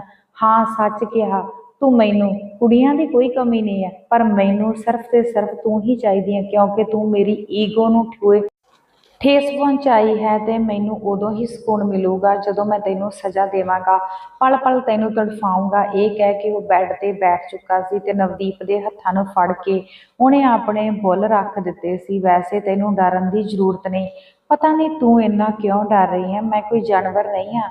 ਬਹੁਤ ਹੀ ਪਿਆਰ ਨਾਲ ਤੈਨੂੰ ਆਪਣੀਆਂ ਬਾਹਾਂ ਵਿੱਚ ਸਮੇਟਣਾ ਚਾਹੁੰਦਾ ਹਾਂ, ਪਰ ਪਤਾ ਨਹੀਂ ਤੂੰ ਮੇਰੇ ਤੋਂ ਇੰਨਾ ਦੂਰ ਕਿਉਂ ਭੱਜ ਰਹੀ ਹੈ। ਇਸ ਦੇ ਬਦਲੇ ਵਿੱਚ ਮੈਂ ਤੇਰੀਆਂ ਪਰੇਸ਼ਾਨੀਆਂ ਖਤਮ ਕਰ ਦੇਵਾਂਗਾ, ਤੇਰੀ ਸਾਰੀ ਗਰੀਬੀ, ਤੇਰੀ ਮਾਂ ਦਾ ਇਲਾਜ, ਸਭ ਕੁਝ, ਤੇ ਉਹ ਵੀ ਬਸ ਇੱਕ ਰਾਤ ਦੇ ਬਦਲੇ ਵਿੱਚ। ਇਹ ਕਹਿ ਕੇ ਹੌਲੀ ਹੌਲੀ ਸੰਦੀਪ ਨਵਦੀਪ ਦੇ ਕਰੀਬ ਹੋਣ ਲੱਗਿਆ ਸੀ, ਜਦ ਕਿ ਨਵਦੀਪ ਬੇਵੱਸੀ ਦੀ ਆਖਰੀ ਹੱਦ ਤੇ ਸੀ ਤੇ ਸੰਦੀਪ ਉਸ ਨੂੰ ਬਾਹਾਂ ਵਿੱਚ ਸਮੇਟ ਕੇ ਉਸ ਦੀਆਂ ਗੱਲਾਂ ਦੀ ਨਰਮੀ ਚੁਰਾਉਂਦੇ ਹੋਏ ਉਸਦੇ ਬੁੱਲ੍ਹਾਂ ਤੱਕ ਪਹੁੰਚ ਚੁੱਕਿਆ ਸੀ ਤੇ ਨਵਦੀਪ ਨੇ ਜਲਦੀ ਸੰਦੀਪ ਦੇ ਬੁੱਲ੍ਹਾਂ ਤੇ ਆਪਣੇ ਹੱਥ ਟਿਕਾ ਲਏ। ਨਵਦੀਪ ਦੇ ਕੋਲ ਹੁਣ ਫਰਾਰ ਹੋਣ ਦਾ ਕੋਈ ਰਾਸਤਾ ਨਹੀਂ ਸੀ, ਕੋਈ ਬਚਣ ਦੀ ਰਾਹ ਨਹੀਂ ਸੀ ਤੇ ਫਿਰ ਹੌਲੀ ਜਿਹੀ ਨਵਦੀਪ ਦੇ ਬੁੱਲ੍ਹ ਕੰਬੇ। ਸੰਦੀਪ, ਮੈਂ ਖੁਦ ਨੂੰ ਤੇਰੇ ਹਵਾਲੇ ਕਰਨ ਦੇ ਲਈ ਤਿਆਰ ਹਾਂ। ਤੂੰ ਚਾਹੇ ਮੇਰੇ ਨਾਲ ਜੋ ਕੁਝ ਵੀ ਕਰ ਸਕਦਾ ਹੈ, ਬਲਕਿ ਇੱਕ ਰਾਤ ਨਹੀਂ, ਜਦੋਂ ਜਦੋਂ ਤੇਰਾ ਮਨ ਕਰੇ ਤੂੰ ਮੇਰੇ ਕਰੀਬ ਆ ਸਕਦਾ ਹੈ, ਮੇਰੇ ਨਾਲ ਰਿਸ਼ਤਾ ਬਣਾ ਸਕਦਾ ਹੈ। ਮੈਂ ਉਫ ਤੱਕ ਨਹੀਂ ਕਰੂੰਗੀ, ਪਰ ਪਲੀਜ਼ ਇਸ ਤੋਂ ਪਹਿਲਾਂ ਮੇਰੇ ਨਾਲ ਵਿਆਹ ਕਰਵਾ ਲੈ। ਸੰਦੀਪ ਨੇ ਇੱਕ ਝਟਕੇ ਨਾਲ ਉਸ ਨੂੰ ਦੂਰ ਕਰ ਦਿੱਤਾ। ਨਵਦੀਪ ਨੇ ਫਿਰ ਕਿਹਾ, ਸੰਦੀਪ ਮੇਰੇ ਨਾਲ ਵਿਆਹ ਕਰਵਾ ਲੈ। ਮੈਂ ਜਾਣਦੀ ਹਾਂ ਮੈਂ ਤੇਰੇ ਸਟੈਂਡਰਡ ਦੀ ਨਹੀਂ ਹਾਂ, ਬਹੁਤ ਗਰੀਬ ਮਾਮੂਲੀ ਜਿਹੀ ਕੁੜੀ ਹਾਂ ਤੇ ਤੂੰ ਇੱਕ ਬਹੁਤ ਵੱਡਾ ਬਿਜ਼ਨਸਮੈਨ ਹੈ, ਪਰ ਫਿਰ ਵੀ ਮੈਂ ਤੈਨੂੰ ਕਹਿ ਰਹੀ ਹਾਂ ਕਿ ਮੇਰੇ ਨਾਲ ਵਿਆਹ ਕਰਵਾ ਲੈ। ਵਾਅਦਾ ਕਰਦੀ ਹਾਂ ਤੇਰੇ ਤੇ ਮੇਰੇ ਵਿਆਹ ਦੇ ਬਾਰੇ ਵਿੱਚ ਕਦੇ ਵੀ ਕਿਸੇ ਨੂੰ ਖਬਰ ਨਹੀਂ ਹੋਵੇਗੀ। ਵਿਆਹ ਤੋਂ ਬਾਅਦ ਤੂੰ ਖੁਸ਼ੀ ਨਾਲ ਮੇਰੇ ਨਾਲ ਚਾਹੇ ਜੋ ਕਰ ਸਕਦਾ ਹੈ ਤੇ ਮੈਂ ਵੀ ਮਨਾ ਨਹੀਂ ਕਰੂੰਗੀ, ਪਰ ਵਿਆਹ ਤੋਂ ਪਹਿਲਾਂ ਪਲੀਜ਼ ਮੇਰੇ ਕਰੀਬ ਨਾ ਆਈ। ਮੈਂ ਇਸ ਨਜਾਇਜ਼ ਰਿਸ਼ਤੇ ਦੇ ਲਈ ਖੁਦ ਨੂੰ ਰਾਜ਼ੀ ਨਹੀਂ ਕਰ ਪਾ ਰਹੀ। ਇਹ ਸਭ ਮੇਰੀਆਂ ਨਜ਼ਰਾਂ ਵਿੱਚ ਪਾਪ ਹੈ। ਅੱਜ ਤੱਕ ਮੇਰੇ ਉੱਪਰ ਕਿਸੇ ਦੀ ਮੈਲੀ ਨਜ਼ਰ ਨਹੀਂ ਪਈ, ਤਾਂ ਕਿਵੇਂ ਕਿਸੇ ਗੈਰ ਮਰਦ ਦੇ ਹਵਾਲੇ ਆਪਣਾ ਸਭ ਕੁਝ ਕਰ ਦੇਵਾਂ? ਵਿਆਹ ਕਰਵਾਉਣ ਤੋਂ ਬਾਅਦ ਕਮ ਸੇ ਕਮ ਮੇਰੇ ਦਿਲ ਵਿੱਚ ਇਹ ਸਕੂਨ ਹੋਵੇਗਾ ਕਿ ਮੈਂ ਤੇਰੀ ਜਾਇਜ਼ ਪਤਨੀ ਹਾਂ ਤੇ ਸਾਡੇ ਵਿੱਚ ਬਣਨ ਵਾਲਾ ਰਿਸ਼ਤਾ ਜਾਇਜ਼ ਹੈ। ਮੈਂ ਵਾਅਦਾ ਕਰਦੀ ਹਾਂ ਸੰਦੀਪ, ਮੈਂ ਕਦੇ ਕਿਸੇ ਨੂੰ ਨਹੀਂ ਦੱਸੂਗੀ ਕਿ ਮੈਂ ਤੇਰੀ ਪਤਨੀ ਹਾਂ। ਤੂੰ ਮੇਰੇ ਨਾਲ ਵਿਆਹ ਕਰਵਾ ਚੁੱਕਿਆ ਹੈ, ਤੂੰ ਮੇਰਾ ਇਸਤੇਮਾਲ ਕਰਨ ਤੋਂ ਬਾਅਦ ਮੈਨੂੰ ਛੱਡ ਦੇਣਾ। ਮੈਂ ਕਦੇ ਤੇਰੇ ਰਸਤੇ ਵਿੱਚ ਨਹੀਂ ਆਊਂਗੀ। ਤੂੰ ਆਪਣੀ ਜ਼ਿੰਦਗੀ ਪਹਿਲਾਂ ਦੀ ਤਰ੍ਹਾਂ ਜੀ ਸਕਦਾ ਹੈ, ਪਰ ਪਲੀਜ਼ ਮੇਰੇ ਨਾਲ ਵਿਆਹ ਕੀਤੇ ਬਿਨਾਂ ਰਿਸ਼ਤਾ ਨਾ ਬਣਾਈ, ਨਹੀਂ ਤਾਂ ਮੈਂ ਮਰ ਜਾਵਾਂਗੀ। ਸੰਦੀਪ, ਮੈਂ ਮਰ ਜਾਵਾਂਗੀ। ਨਵਦੀਪ ਦੀਆਂ ਗੱਲਾਂ ਵਿੱਚ ਅਜਿਹੀ ਗਹਿਰਾਈ ਸੀ ਕਿ ਸੰਦੀਪ ਦੇ ਦਿਲ ਤੇ ਉਹ ਹਥੌੜੇ ਦੀ ਤਰ੍ਹਾਂ ਸੱਟ ਮਾਰ ਗਈ। ਉਸ ਦੀਆਂ ਅੱਖਾਂ ਵਿੱਚ ਦਰਦ ਸੀ ਜੋ ਸੰਦੀਪ ਨੂੰ ਰੋਕਣ ਦੇ ਲਈ ਕਾਫੀ ਸੀ। ਹੌਲੀ ਹੌਲੀ ਉਸ ਦੀ ਪਕੜ ਨਵਦੀਪ ਦੀ ਕਮਰ ਤੋਂ ਢਿੱਲੀ ਹੋ ਗਈ। ਉਹ ਉਸ ਤੋਂ ਦੂਰ ਹੋ ਗਿਆ। ਪਹਿਲੀ ਵਾਰ ਉਸਨੇ ਮਹਿਸੂਸ ਕੀਤਾ ਸੀ ਕਿ ਇਹ ਕੁੜੀ ਕਿੰਨੀ ਬੇਵੱਸੀ ਨਾਲ ਉਸ ਦੀਆਂ ਮਿਹਨਤਾਂ ਕਰ ਰਹੀ ਹੈ। ਵਿਆਹ ਕਰਕੇ ਰਿਸ਼ਤਾ ਬਣਾ ਲੈ, ਬਿਨਾਂ ਵਿਆਹ ਦੇ ਨਹੀਂ। ਉਸਦੀ ਇੱਜ਼ਤ ਦਾ ਸਵਾਲ ਉਸਦੇ ਲਈ ਇੰਨੀ ਅਹਿਮੀਅਤ ਰੱਖਦਾ ਹੈ। ਸੰਦੀਪ ਦਾ ਦਿਲ ਬੇਚੈਨ ਹੋ ਗਿਆ ਸੀ। ਇੱਕ ਪਲ ਉਸਦਾ ਮਨ ਕੀਤਾ ਕਿ ਉਸ ਨੂੰ ਕਹਿ ਦੇਵੇ, ਠੀਕ ਹੈ ਤੂੰ ਮੇਰੀ ਜ਼ਿੰਦਗੀ ਤੋਂ ਚਲੀ ਜਾ, ਮੈਂ ਤੇਰੇ ਨਾਲ ਕੋਈ ਰਿਸ਼ਤਾ ਬਣਾਉਣਾ ਹੀ ਨਹੀਂ ਚਾਹੁੰਦਾ, ਪਰ ਉਸਦੇ ਹੰਕਾਰ ਤੇ ਈਗੋ ਨੇ ਉਸ ਨੂੰ ਰੋਕ ਰਹੀ ਸੀ। ਆਖਰਕਾਰ ਸੰਦੀਪ ਨੇ ਬਹੁਤ ਹਿੰਮਤ ਕਰਕੇ ਹੌਲੀ ਜਿਹੀ ਕਿਹਾ, ਤੇਰੀ ਇੰਨੀ ਔਕਾਤ ਨਹੀਂ ਕਿ ਮੈਂ ਤੇਰੇ ਨਾਲ ਵਿਆਹ ਕਰਵਾਵਾਂ ਤੇ ਤੈਨੂੰ ਆਪਣੀ ਪਤਨੀ ਬਣਾਵਾਂ। ਪਰ ਨਵਦੀਪ ਨੇ ਰੁਕ ਕੇ ਕਿਹਾ, ਮੈਂ ਆਪਣੀ ਔਕਾਤ ਜਾਣਦੀ ਹਾਂ ਸੰਦੀਪ, ਬਸ ਜਦੋਂ ਤੱਕ ਤੂੰ ਮੇਰੇ ਨਾਲ ਰਹਿਣਾ ਚਾਹੁੰਦਾ ਹੈ ਮੈਨੂੰ ਆਪਣੀ ਪਤਨੀ ਬਣਾ ਲੈ। ਫਿਰ ਜਦੋਂ ਤੇਰਾ ਦਿਲ ਭਰ ਜਾਵੇ ਤਾਂ ਤੂੰ ਮੈਨੂੰ ਛੱਡ ਦੇਵੀਂ, ਮੈਂ ਕਦੇ ਤੇਰੇ ਰਾਸਤੇ ਵਿੱਚ ਨਹੀਂ ਆਊਂਗੀ। ਸੰਦੀਪ ਫਿਰ ਕਮਰੇ ਵਿੱਚ ਹੀ ਨਹੀਂ ਰੁਕਿਆ। ਅਗਲੇ ਦਿਨ ਸੰਦੀਪ ਉਸ ਨੂੰ ਇੱਕ ਮੰਦਿਰ ਵਿੱਚ ਲੈ ਗਿਆ। ਰੱਬ ਨੂੰ ਗਵਾਹ ਮੰਨ ਕੇ ਉਸਨੇ ਨਵਦੀਪ ਦੀ ਮਾਂਗ ਵਿੱਚ ਸੰਦੂਰ ਭਰਿਆ। ਪੰਡਤ ਜੀ ਨੇ ਮੰਤਰ ਪੜ੍ਹੇ ਤੇ ਦੋਨਾਂ ਨੇ 7 ਫੇਰੇ ਲੈ ਲਏ। ਉਸੇ ਪਲ ਨਵਦੀਪ ਦੇ ਦਿਲ ਵਿੱਚ ਇੱਕ ਸਕੂਨ ਸੀ। ਉਹ ਹੁਣ ਪਾਪ ਨਹੀਂ ਕਰ ਰਹੀ ਸੀ। ਉਸਨੇ ਖੁਦ ਨੂੰ ਉਸ ਆਦਮੀ ਨੂੰ ਸੌਂਪਿਆ ਸੀ ਜਿਸ ਨੇ ਉਸਨੂੰ ਪਤੀ ਦੇ ਰੂਪ ਵਿੱਚ ਸਵੀਕਾਰ ਕੀਤਾ ਸੀ। ਹੁਣ ਸੰਦੀਪ ਦੇ ਕਮਰੇ ਵਿੱਚ ਨਵਦੀਪ ਬੈਠੀ ਸੀ, ਖੁਦ ਨੂੰ ਤਿਆਰ ਕਰ ਰਹੀ ਸੀ ਉਸ ਪਲ ਦੇ ਲਈ ਜੋ ਉਸਦਾ ਇੰਤਜ਼ਾਰ ਕਰ ਰਿਹਾ ਸੀ। ਸੰਦੀਪ ਜਦੋਂ ਕਮਰੇ ਵਿੱਚ ਦਾਖਲ ਹੋਇਆ ਤਾਂ ਇੱਕ ਪਲ ਦੇ ਲਈ ਉਸਦੀਆਂ ਨਜ਼ਰਾਂ ਮਿਲੀਆਂ, ਪਰ ਫਿਰ ਦੋਨਾਂ ਨੇ ਹੀ ਨਜ਼ਰਾਂ ਝੁਕਾ ਲਈਆਂ। ਅੱਜ ਸੰਦੀਪ ਪੂਰੇ ਹੱਕ ਨਾਲ ਨਵਦੀਪ ਦੇ ਕਰੀਬ ਆਉਣਾ ਚਾਹੁੰਦਾ ਸੀ, ਪਰ ਨਾ ਜਾਣੇ ਕਿਉਂ ਉਸਦੇ ਦਿਲ ਵਿੱਚ ਕੋਈ ਖੁਸ਼ੀ ਨਹੀਂ ਸੀ। ਜਦੋਂ ਸੰਦੀਪ ਨੇ ਨਵਦੀਪ ਨੂੰ ਬਾਹਾਂ ਵਿੱਚ ਭਰਿਆ, ਉਸਨੇ ਬਿਲਕੁਲ ਵੀ ਵਿਰੋਧ ਨਹੀਂ ਕੀਤਾ। ਉਸਦਾ ਪੂਰਾ ਸਰੀਰ ਬਰਫ਼ ਦੀ ਤਰ੍ਹਾਂ ਠੰਡਾ ਹੋ ਚੁੱਕਿਆ ਸੀ, ਜਿਵੇਂ ਉਸਦੇ ਅੰਦਰੋਂ ਸਾਰੇ ਅਹਿਸਾਸ ਨਿਕਲ ਚੁੱਕੇ ਹੋਣ। ਉਹ ਖਾਮੋਸ਼ੀ ਨਾਲ ਬਿਨਾਂ ਕਿਸੇ ਜਜ਼ਬਾਤਾਂ ਦੇ ਖੁਦ ਨੂੰ ਉਸਦੇ ਹਵਾਲੇ ਕਰ ਚੁੱਕੀ ਸੀ। ਸੰਦੀਪ ਉਸ ਨੂੰ ਆਪਣੀਆਂ ਬਾਹਾਂ ਵਿੱਚ ਭਰ ਰਿਹਾ ਸੀ, ਉਸਦੇ ਬਦਨ ਤੇ ਆਪਣੇ ਪਿਆਰ ਦੀ ਮੋਹਰ ਲਗਾ ਰਿਹਾ ਸੀ, ਪਰ ਨਵਦੀਪ ਦਾ ਦਿਲ ਰੁਕ ਚੁੱਕਿਆ ਸੀ। ਨਾ ਉਸਦੇ ਸਾਹ ਤੇਜ਼ੀ ਨਾਲ ਚੱਲ ਰਹੇ ਸੀ ਤੇ ਨਾ ਹੀ ਉਸਦੀਆਂ ਧੜਕਣਾਂ ਦਾ ਸ਼ੋਰ ਸੀ। ਨਾ ਸ਼ਰਮ ਦਾ ਰੰਗ ਉਸਦੀਆਂ ਗੱਲਾਂ ਤੇ ਸੀ ਤੇ ਨਾ ਹੀ ਉਸਦੀਆਂ ਪਲਕਾਂ ਵਿੱਚ ਝੁਕਾਅ ਸੀ। ਉਹ ਬਸ ਇੱਕ ਟੱਕ ਛੱਤ ਵੱਲ ਦੇਖਦੀ ਬਿਨਾਂ ਕਿਸੇ ਭਾਵਨਾ ਦੇ। ਤੇ ਜਦੋਂ ਸੰਦੀਪ ਨੇ ਨਵਦੀਪ ਦੇ ਬੁੱਲ੍ਹਾਂ ਤੇ ਆਪਣੇ ਬੁੱਲ੍ਹ ਰੱਖੇ ਤਾਂ ਉਸਨੇ ਆਪਣੀਆਂ ਅੱਖਾਂ ਕੱਸ ਕੇ ਬੰਦ ਕਰ ਲਈਆਂ। ਅੱਖਾਂ ਦੇ ਕੋਨਿਆਂ ਵਿੱਚ 2 ਹੰਝੂ ਨਿਕਲੇ ਤੇ ਸਿਰਹਾਣੇ ਵਿੱਚ ਹੀ ਕਿਤੇ ਗਵਾਚ ਗਏ। ਸੰਦੀਪ ਨੇ ਬਹੁਤ ਗਰਮੀ ਨਾਲ ਨਵਦੀਪ ਦੇ ਨਾਜ਼ੁਕ ਬੁੱਲ੍ਹਾਂ ਤੇ ਆਪਣੇ ਪਿਆਰ ਦੀ ਛਾਪ ਛੱਡੀ ਤੇ ਉਸ ਨੂੰ ਆਪਣੀਆਂ ਬਾਹਾਂ ਵਿੱਚ ਸਮੇਟਿਆ, ਜਿਵੇਂ ਉਸ ਨੂੰ ਸਕੂਨ ਦੇਣਾ ਚਾਹੁੰਦਾ ਹੋਵੇ। ਉਹ ਉਸ ਨੂੰ ਖੁਸ਼ ਦੇਖਣਾ ਚਾਹੁੰਦਾ ਸੀ, ਇਸ ਪਲ ਨੂੰ ਜਿਉਣਾ ਚਾਹੁੰਦਾ ਸੀ ਤੇ ਨਵਦੀਪ ਨੂੰ ਵੀ ਇਸ ਸੰਗਤ ਵਿੱਚ ਸਕੂਨ ਦੇਣਾ ਚਾਹੁੰਦਾ ਸੀ, ਪਰ ਉਹ ਇਸ ਵਿੱਚ ਨਾਕਾਮ ਰਿਹਾ। ਕੁਝ ਦੇਰ ਬਾਅਦ ਉਸ ਤੋਂ ਅਲੱਗ ਹੋ ਗਿਆ। ਉਸ ਤੋਂ ਉਹ ਸਭ ਕੁਝ ਪਾ ਲਿਆ ਸੀ ਜਿਸ ਦੇ ਪਿੱਛੇ ਉਸਨੇ ਇਹ ਸਭ ਕੁਝ ਕੀਤਾ ਸੀ, ਪਰ ਉਸਦੀ ਖੁਸ਼ੀ ਅਧੂਰੀ ਸੀ ਕਿਉਂਕਿ ਨਵਦੀਪ ਹਰ ਭਾਵਨਾ ਤੋਂ ਖਾਲੀ ਸੀ। ਉਸ ਤੋਂ ਅਲੱਗ ਹੁੰਦੇ ਹੀ ਨਵਦੀਪ ਚੁੱਪਚਾਪ ਉੱਠ ਕੇ ਬਾਥਰੂਮ ਵਿੱਚ ਚਲੀ ਗਈ। ਫਰੈਸ਼ ਹੋ ਕੇ ਵਾਪਸ ਆਈ ਤੇ ਸੋਫੇ ਤੇ ਲੇਟ ਗਈ। ਸੰਦੀਪ ਨੇ ਉਸ ਤੋਂ ਨਜ਼ਰਾਂ ਚੁਰਾ ਲਈਆਂ ਸੀ, ਜਿਵੇਂ ਉਸਨੇ ਕੁਝ ਗਲਤ ਕੀਤਾ ਹੋਵੇ। ਉਸਨੇ ਵੀ ਮਹਿਸੂਸ ਕੀਤਾ ਕਿ ਉਸਦਾ ਦਿਲ ਹਲਕਾ ਨਹੀਂ ਭਾਰਾ ਹੋ ਗਿਆ ਸੀ। ਬਾਥਰੂਮ ਵਿੱਚੋਂ ਆ ਕੇ ਉਹ ਬਿਸਤਰੇ ਤੇ ਲੇਟ ਗਿਆ, ਪਰ ਜਾ ਕੇ ਵੀ ਉਸ ਨੂੰ ਕੁਝ ਕਹਿਣ ਦੀ ਹਿੰਮਤ ਨਹੀਂ ਕਰ ਪਾ ਰਿਹਾ ਸੀ। ਬਹੁਤ ਦੇਰ ਬਾਅਦ ਉਸਨੇ ਆਖਰਕਾਰ ਹੌਲੀ ਜਿਹੀ ਕਿਹਾ, ਨਵਦੀਪ ਬੈੱਡ ਤੇ ਆ ਕੇ ਸੌਂ ਜਾ। ਪਰ ਉਹ ਕੁਝ ਨਹੀਂ ਬੋਲੀ। ਅਗਲੇ ਹੀ ਪਲ ਉਹ ਉਸਦੇ ਕੋਲ ਖੜਾ ਸੀ ਤੇ ਕਹਿਣ ਲੱਗਿਆ, ਸੋਫੇ ਤੇ ਆਰਾਮ ਨਾਲ ਸੌਂ ਨਹੀਂ ਸਕੇਂਗੀ, ਇਹ ਛੋਟਾ ਹੈ। ਇਹ ਕਹਿ ਕੇ ਉਸਨੇ ਨਵਦੀਪ ਦਾ ਹੱਥ ਫੜ ਕੇ ਉਸਨੂੰ ਉਠਾਇਆ ਤੇ ਚੁੱਪਚਾਪ ਬੈੱਡ ਤੇ ਲਿਟਾ ਦਿੱਤਾ। ਨਵਦੀਪ ਨੇ ਕੋਈ ਵਿਰੋਧ ਨਹੀਂ ਕੀਤਾ ਤੇ ਥੋੜ੍ਹੀ ਦੇਰ ਬਾਅਦ ਸੰਦੀਪ ਵੀ ਉਸਦੇ ਕੋਲ ਲੇਟ ਗਿਆ। ਉਸਦੇ ਮਨ ਵਿੱਚ ਵੀ ਸੀ ਕਿ ਉਹ ਨਵਦੀਪ ਨੂੰ ਆਪਣੀਆਂ ਬਾਹਾਂ ਵਿੱਚ ਲੈ ਕੇ ਸੋਵੇ, ਪਰ ਹੁਣ ਉਹ ਅਜਿਹਾ ਕਰਨ ਦੀ ਹਿੰਮਤ ਨਹੀਂ ਜੁਟਾ ਸਕਿਆ। ਉਸਨੂੰ ਅਜਿਹਾ ਮਹਿਸੂਸ ਹੋਇਆ ਜਿਵੇਂ ਨਵਦੀਪ ਰੋ ਰਹੀ ਹੈ।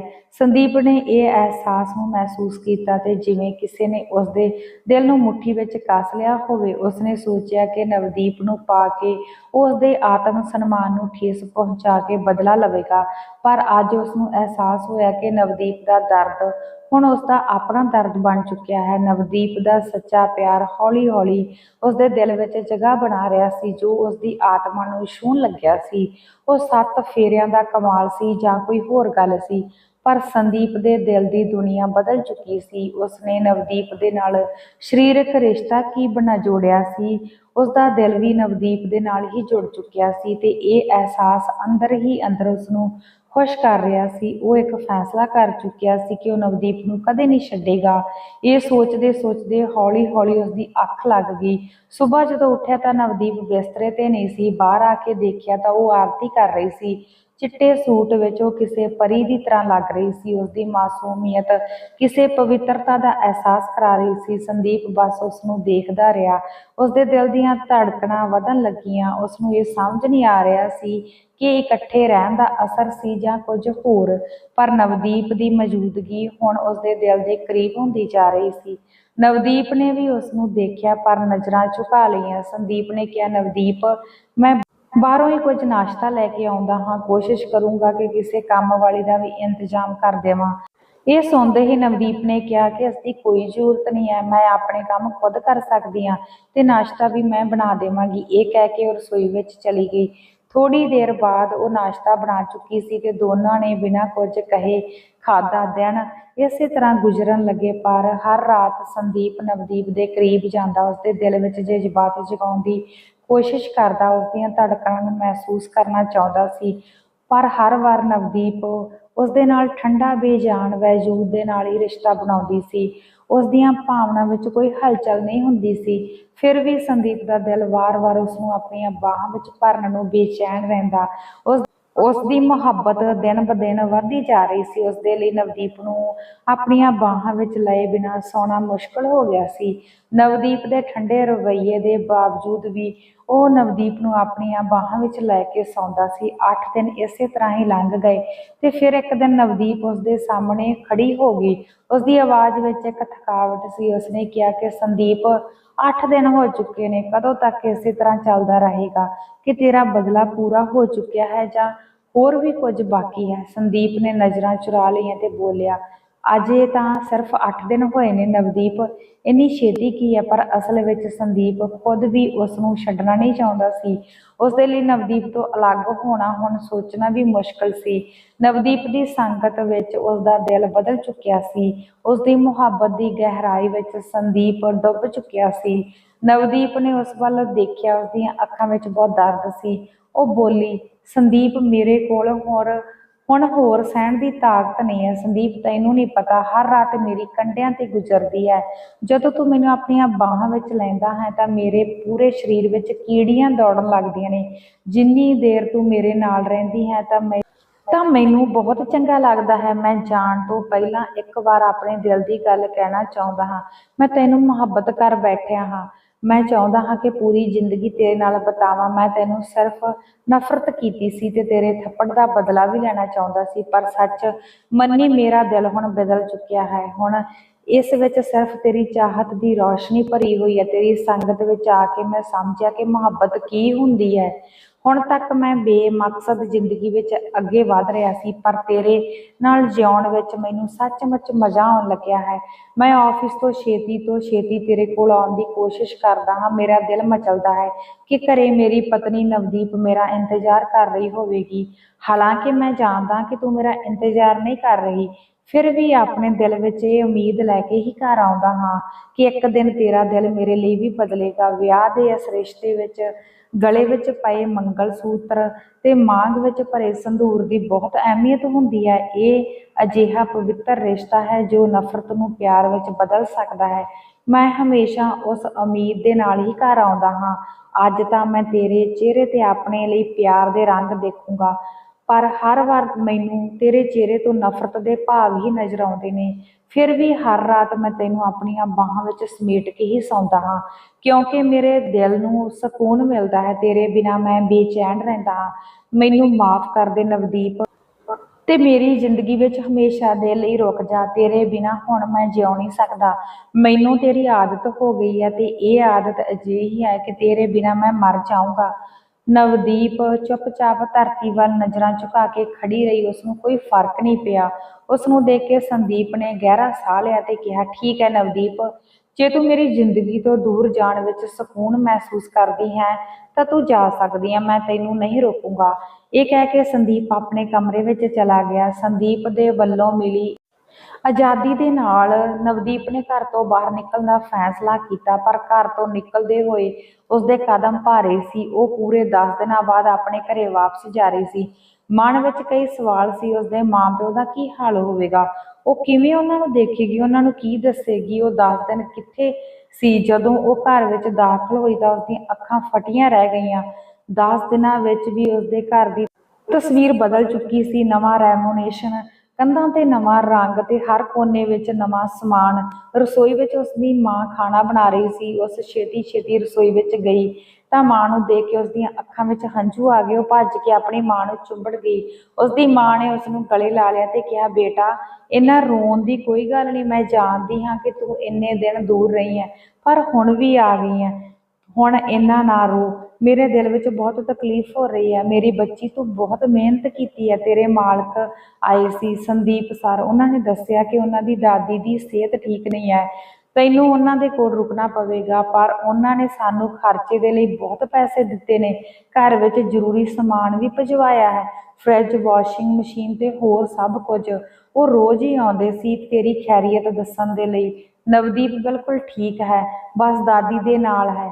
ਦਾਦੀ ਦਾ ਨਵਦੀਪ ਦੇ ਬਿਨਾਂ ਮਨ ਨਹੀਂ ਲੱਗਦਾ। ਹਰ ਦਿਨ ਉਹ ਜ਼ਰੂਰੀ ਸਮਾਨ ਦੇ ਕੇ ਜਾਂਦੇ ਸੀ ਤੇ ਤੇਰੇ ਬਾਰੇ ਸਭ ਕੁਝ ਦੱਸ ਕੇ ਜਾਂਦੇ ਸੀ ਤੇ ਹੱਥ ਵਿੱਚ ਕੁਝ ਪੈਸੇ ਵੀ ਰੱਖ ਕੇ ਜਾਂਦੇ ਸੀ। ਤੇਰੀਆਂ ਛੋਟੀਆਂ ਭੈਣਾਂ ਦਾ ਐਡਮਿਸ਼ਨ ਵੀ ਕਰਵਾ ਦਿੱਤਾ ਸੀ, ਤੇਰੇ ਪਾਪਾ ਨੂੰ ਇੱਕ ਕੱਪੜੇ ਦੀ ਦੁਕਾਨ ਵੀ ਕਰਵਾ ਦਿੱਤੀ ਹੈ। ਇਹ ਸੁਣ ਕੇ ਨਵਦੀਪ ਦੀਆਂ ਅੱਖਾਂ ਵਿੱਚ ਖੁਸ਼ੀ ਦੇ ਹੰਝੂ ਸੀ। ਉਸਨੇ ਸੋਚਿਆ ਕਿ ਕਮ ਸੇ ਕਮ ਘਰ ਵਿੱਚ ਤਾਂ ਸਭ ਕੁਝ ਠੀਕ ਹੈ, ਪਰ ਉਸਦੇ ਮਨ ਵਿੱਚ ਸੰਦੀਪ ਦਾ ਚਿਹਰਾ ਵਾਰ-ਵਾਰ ਘੁੰਮ ਰਿਹਾ ਸੀ। ਉਸਦੀਆਂ ਗੱਲਾਂ ਤੇ ਮੁਹੱਬਤ ਦੀ ਉਮੀਦ ਉਸਨੂੰ ਹੋਰ ਬੇਚੈਨ ਕਰ ਰਹੀ ਸੀ। ਉਹ ਸੱਚੀ ਉਸਨੂੰ ਛੱਡ ਸਕੀ ਸੀ? ਉਹ ਆਪਣੇ ਖਿਆਲਾਂ ਦੇ ਵਿੱਚੋਂ ਨਿਕਲੀ ਸੀ ਜਦੋਂ ਉਸਦੀ ਮਾਂ ਨੇ ਕਿਹਾ ਕਿ ਇੰਨੇ ਚੰਗੇ ਇਨਸਾਨ ਅੱਜ-ਕੱਲ੍ਹ ਕਿੱਥੇ ਮਿਲਦੇ ਨੇ। ਜਦ ਕਿ ਨਵਦੀਪ ਆਪਣੀ ਮਾਂ ਨੂੰ ਦੇਖ ਰਹੀ ਸੀ, ਉਹ ਤਾਂ ਸਮਝ ਰਹੀ ਸੀ ਕਿ ਉਸਦੇ ਪਿੱਛੇ ਪਤਾ ਨਹੀਂ ਉਸਦੇ ਘਰ ਵਾਲਿਆਂ ਦਾ ਕੀ ਹਾਲ ਹੋਵੇਗਾ। ਜਦ ਕਿ ਸੰਦੀਪ ਨੇ ਤਾਂ ਇੱਥੇ ਕਾਇਆ ਹੀ ਪਲਟ ਕੇ ਰੱਖ ਦਿੱਤੀ ਸੀ। ਸ਼ਾਮ ਨੂੰ ਉਸਦੇ ਪਾਪਾ ਘਰੇ ਆਏ, ਬਹੁਤ ਖੁਸ਼ ਸੀ। ਨਵਦੀਪ ਨੂੰ ਆਪਣੇ ਕੋਲ ਬਿਠਾ ਕੇ ਉਸਦੇ ਸਿਰ ਤੇ ਹੱਥ ਰੱਖ ਕੇ ਉਸਨੂੰ ਆਸ਼ੀਰਵਾਦ ਦਿੱਤਾ। ਕਹਿਣ ਲੱਗੇ, ਬੇਟਾ, ਮੈਨੂੰ ਤਾਂ ਲੱਗਦਾ ਸੀ ਕਿ ਮੇਰੀਆਂ 3 ਧੀਆਂ ਨੇ ਤਾਂ ਮੈਂ ਬਹੁਤ ਕਮਜ਼ੋਰ ਆਦਮੀ ਹਾਂ, ਮੇਰਾ ਕੋਈ ਸਹਾਰਾ ਨਹੀਂ ਹੈ, ਪਰ ਮੇਰੀਆਂ ਧੀਆਂ ਤਾਂ ਬਹੁਤ ਹੀ ਮਿਹਨਤ, ਬਹੁਤ ਹੀ ਚੰਗੀਆਂ ਬੱਚੀਆਂ ਨੇ ਜੋ ਆਪਣੇ ਪਿਓ ਦਾ ਸਹਾਰਾ ਬਣੀਆਂ। ਜਦ ਕਿ ਨਵਦੀਪ ਦੀਆਂ ਅੱਖਾਂ ਵਿੱਚ ਹੰਝੂ ਵਹਿਣ ਲੱਗੇ ਸੀ। ਰਾਤ ਨੂੰ ਜਦੋਂ ਕਮਰੇ ਵਿੱਚ ਆਈ ਤਾਂ ਬੈੱਡ ਤੇ ਸੌਣ ਦੇ ਲਈ ਲੇਟੀ ਤਾਂ ਅਚਾਨਕ ਹੀ ਉਸਨੂੰ ਸੰਦੀਪ ਦੀ ਯਾਦ ਆਈ ਸੀ। ਉਸਨੂੰ ਅਜਿਹਾ ਮਹਿਸੂਸ ਹੋਇਆ ਸੀ ਕਿ ਸੰਦੀਪ ਉਸਦੇ ਕੋਲ ਹੀ ਪਿਆ ਹੋਇਆ ਹੈ। ਸੰਦੀਪ ਦਾ ਅਹਿਸਾਸ ਨਵਦੀਪ ਦੇ ਮਨ ਨੂੰ ਬੇਚੈਨ ਕਰਨ ਲੱਗਿਆ। ਸੰਦੀਪ ਦੀ ਫੇਵਰਟ ਪਰਫਿਊਮ ਦੀ ਖੁਸ਼ਬੂ ਉਸਨੂੰ ਆਪਣੀਆਂ ਆਸ-ਪਾਸ ਮਹਿਸੂਸ ਹੋਈ। ਉਸਨੇ ਤੁਰੰਤ ਅੱਖਾਂ ਖੋਲ੍ਹੀਆਂ ਤੇ ਅੱਖਾਂ ਖੋਲ੍ਹਣ ਤੇ ਅਹਿਸਾਸ ਹੋਇਆ ਕਿ ਉਹ ਇਕੱਲੀ ਹੈ। ਸੰਦੀਪ ਨੂੰ ਤਾਂ ਬਹੁਤ ਪਿੱਛੇ ਛੱਡ ਆਈ ਸੀ। ਉਸਨੇ ਗਹਿਰਾ ਸਾਹ ਭਰਿਆ ਪਰ ਖੁਦ ਨੂੰ ਕਿਹਾ ਕਿ ਯਾਦਾਂ ਚੋਂ ਨਿਕਲ ਜਾ। ਫਿਰ ਉਸਨੇ ਲੰਮਾ ਸਾਹ ਲਿਆ ਤੇ ਦੁਬਾਰਾ ਅੱਖਾਂ ਖੋਲ੍ਹੀਆਂ। ਸੰਦੀਪ ਹੁਣ ਵੀ ਉਸਦੇ ਸਾਹਮਣੇ ਖੜਾ ਸੀ। ਅਗਲੇ ਹੀ ਪਲ ਸੰਦੀਪ ਨੇ ਉਸਦੇ ਗਲ ਵਿੱਚ ਆਪਣੀਆਂ ਬਾਹਾਂ ਪਾ ਦਿੱਤੀਆਂ। ਮੰਨ ਕਿਉਂ ਨਹੀਂ ਲੈਂਦੀ ਕਿ ਤੈਨੂੰ ਵੀ ਮੇਰੀ ਆਦਤ ਹੁਣ ਪੈ ਚੁੱਕੀ ਹੈ, ਤੂੰ ਵੀ ਮੇਰੀ ਮੁਹੱਬਤ ਵਿੱਚ ਗ੍ਰਿਫਤਾਰ ਹੋ ਚੁੱਕੀ ਹੈ। ਇਹ ਕਹਿੰਦੇ ਕਹਿੰਦੇ ਸੰਦੀਪ ਨੇ ਉਸਦੇ ਬੁੱਲ੍ਹਾਂ ਨੂੰ ਆਪਣੀਆਂ ਉਂਗਲਾਂ ਨਾਲ ਛੂਹਿਆ ਤੇ ਨਵਦੀਪ ਨੇ ਇੱਕ ਲੰਮਾ ਸਾਹ ਲਿਆ। ਹਾਂ ਸੰਦੀਪ, ਮੈਨੂੰ ਹੁਣ ਮੁਹੱਬਤ ਹੋ ਗਈ ਹੈ ਤੇਰੇ ਨਾਲ, ਆਦਤ ਹੋ ਗਈ ਹੈ, ਤੇਰੀ ਆਦਤ ਹੋ ਗਈ ਹੈ, ਤੇਰੀਆਂ ਬਾਹਾਂ ਵਿੱਚ ਸੌਣ ਦੀ ਮੈਨੂੰ ਆਦਤ ਹੋ ਗਈ ਹੈ, ਤੇਰੇ ਚੌੜੇ ਸੀਨੇ ਵਿੱਚ ਸਿਰ ਛੁਪਾ ਕੇ ਅੱਖਾਂ ਬੰਦ ਕਰਕੇ ਸੌਣ ਦੀ। ਪਰ ਮੈਂ ਆਪਣੀ ਹੈਸੀਅਤ ਜਾਣਦੀ ਹਾਂ, ਤੂੰ ਸਿਰਫ ਮੇਰੇ ਤੋਂ ਬਦਲਾ ਲੈਣ ਦੇ ਲਈ ਵਿਆਹ ਕਰਵਾਇਆ ਸੀ, ਤੂੰ ਮੈਨੂੰ ਪਿਆਰ ਕਰ ਹੀ ਨਹੀਂ ਸਕਦਾ। ਤੇ ਮੈਂ ਵੀ ਤੇਰੇ ਨਾਲ ਵਾਅਦਾ ਕੀਤਾ ਸੀ ਕਿ ਮੈਂ ਇਸ ਰਿਸ਼ਤੇ ਦੇ ਬਾਰੇ ਵਿੱਚ ਕਿਸੇ ਨੂੰ ਨਹੀਂ ਦੱਸੂੰਗੀ। ਮੈਂ ਕਿਵੇਂ ਤੇਰੀ ਜ਼ਿੰਦਗੀ ਵਿੱਚ ਆ ਜਾਵਾਂ? ਤੂੰ ਮੇਰੇ ਨਾਲ ਆਪਣੀ ਮੁਹੱਬਤ ਦਾ ਇਜ਼ਹਾਰ ਕੀਤਾ ਸੀ, ਪਰ ਮੈਨੂੰ ਪਤਾ ਹੈ ਤੂੰ ਮੈਨੂੰ ਮੁਹੱਬਤ ਕਰ ਹੀ ਨਹੀਂ ਸਕਦਾ। ਇਹ ਸਿਰਫ ਇੱਕ ਅਟਰੈਕਸ਼ਨ ਹੈ, ਮੇਰੀ ਸੰਗਤ ਪਾਉਣ ਦਾ, ਜੋ ਤੂੰ ਮੈਨੂੰ ਆਪਣੇ ਪਿਆਰ ਦਾ ਇਜ਼ਹਾਰ ਕਰ ਰਿਹਾ ਸੀ। ਨਹੀਂ ਤਾਂ ਤੂੰ ਮੇਰੇ ਵਰਗੀ ਮਾਮੂਲੀ ਕੁੜੀ ਨਾਲ ਪਿਆਰ ਕਰ ਹੀ ਨਹੀਂ ਸਕਦਾ। ਤੇ ਹੁਣ ਮੇਰੇ ਖਿਆਲਾਂ ਵਿੱਚ ਆ ਕੇ ਮੈਨੂੰ ਤੰਗ ਕਰ ਰਿਹਾ ਹੈ? ਜਾ, ਚਲਿਆ ਜਾ ਮੇਰੇ ਖਿਆਲਾਂ ਵਿੱਚੋਂ, ਮੇਰੀਆਂ ਯਾਦਾਂ ਵਿੱਚੋਂ, ਮੇਰੇ ਦਿਲ ਵਿੱਚੋਂ। ਇਹ ਕਹਿ ਕੇ ਨਵਦੀਪ ਨੇ ਸੰਦੀਪ ਨੂੰ ਖੁਦ ਤੋਂ ਦੂਰ ਧੱਕਾ ਦਿੱਤਾ ਸੀ, ਪਰ ਉਸਦੇ ਵਜੂਦ ਨੂੰ ਮਹਿਸੂਸ ਕਰਕੇ ਉਹ ਹੈਰਾਨ ਹੋ ਗਈ। ਸੰਦੀਪ ਉਸਦੇ ਖਿਆਲਾਂ ਵਿੱਚ ਨਹੀਂ ਬਲਕਿ ਹਕੀਕਤ ਵਿੱਚ ਉਸਦੇ ਸਾਹਮਣੇ ਖੜਾ ਸੀ। ਉਸਦਾ ਦਿਲ ਚੋਰਾਂ ਨਾਲ ਵਾਂਗ ਧੜਕ ਉੱਠਿਆ ਸੀ। ਕੰਬਦੇ ਹੋਏ ਹੱਥਾਂ ਨਾਲ ਉਸਨੇ ਸੰਦੀਪ ਦੀਆਂ ਗੱਲਾਂ ਨੂੰ ਛੂਹਿਆ। ਉਹ ਸੱਚ ਵਿੱਚ ਸੰਦੀਪ ਹੀ ਸੀ, ਉਸਦਾ ਖਿਆਲ ਨਹੀਂ ਸੀ। ਉਸਨੇ ਜ਼ੋਰ ਨਾਲ ਸੰਦੀਪ ਦੀਆਂ ਗੱਲਾਂ ਤੇ ਚੁੰਡੀ ਵੱਢੀ ਤੇ ਸੰਦੀਪ ਇੱਕਦਮ ਬੋਲਿਆ, ਆ ਕੀ ਕਰ ਰਹੀ ਹੈ? ਚੁੱਭਦਾ ਹੈ ਮੈਨੂੰ? ਇੱਕਦਮ ਜੰਗਲੀ ਬਿੱਲੀ ਦੀ ਤਰ੍ਹਾਂ ਪਹਿਲਾਂ ਵੀ ਮੇਰੇ ਚਿਹਰੇ ਨੂੰ ਆਪਣੇ ਨੌਹਾਂ ਨਾਲ ਜ਼ਖਮੀ ਕਰ ਦਿੱਤਾ ਤੇ ਫਿਰ ਤੂੰ ਮੇਰੇ ਨਾਲ ਉਸੇ ਤਰ੍ਹਾਂ ਕਰ ਰਹੀ ਹੈ।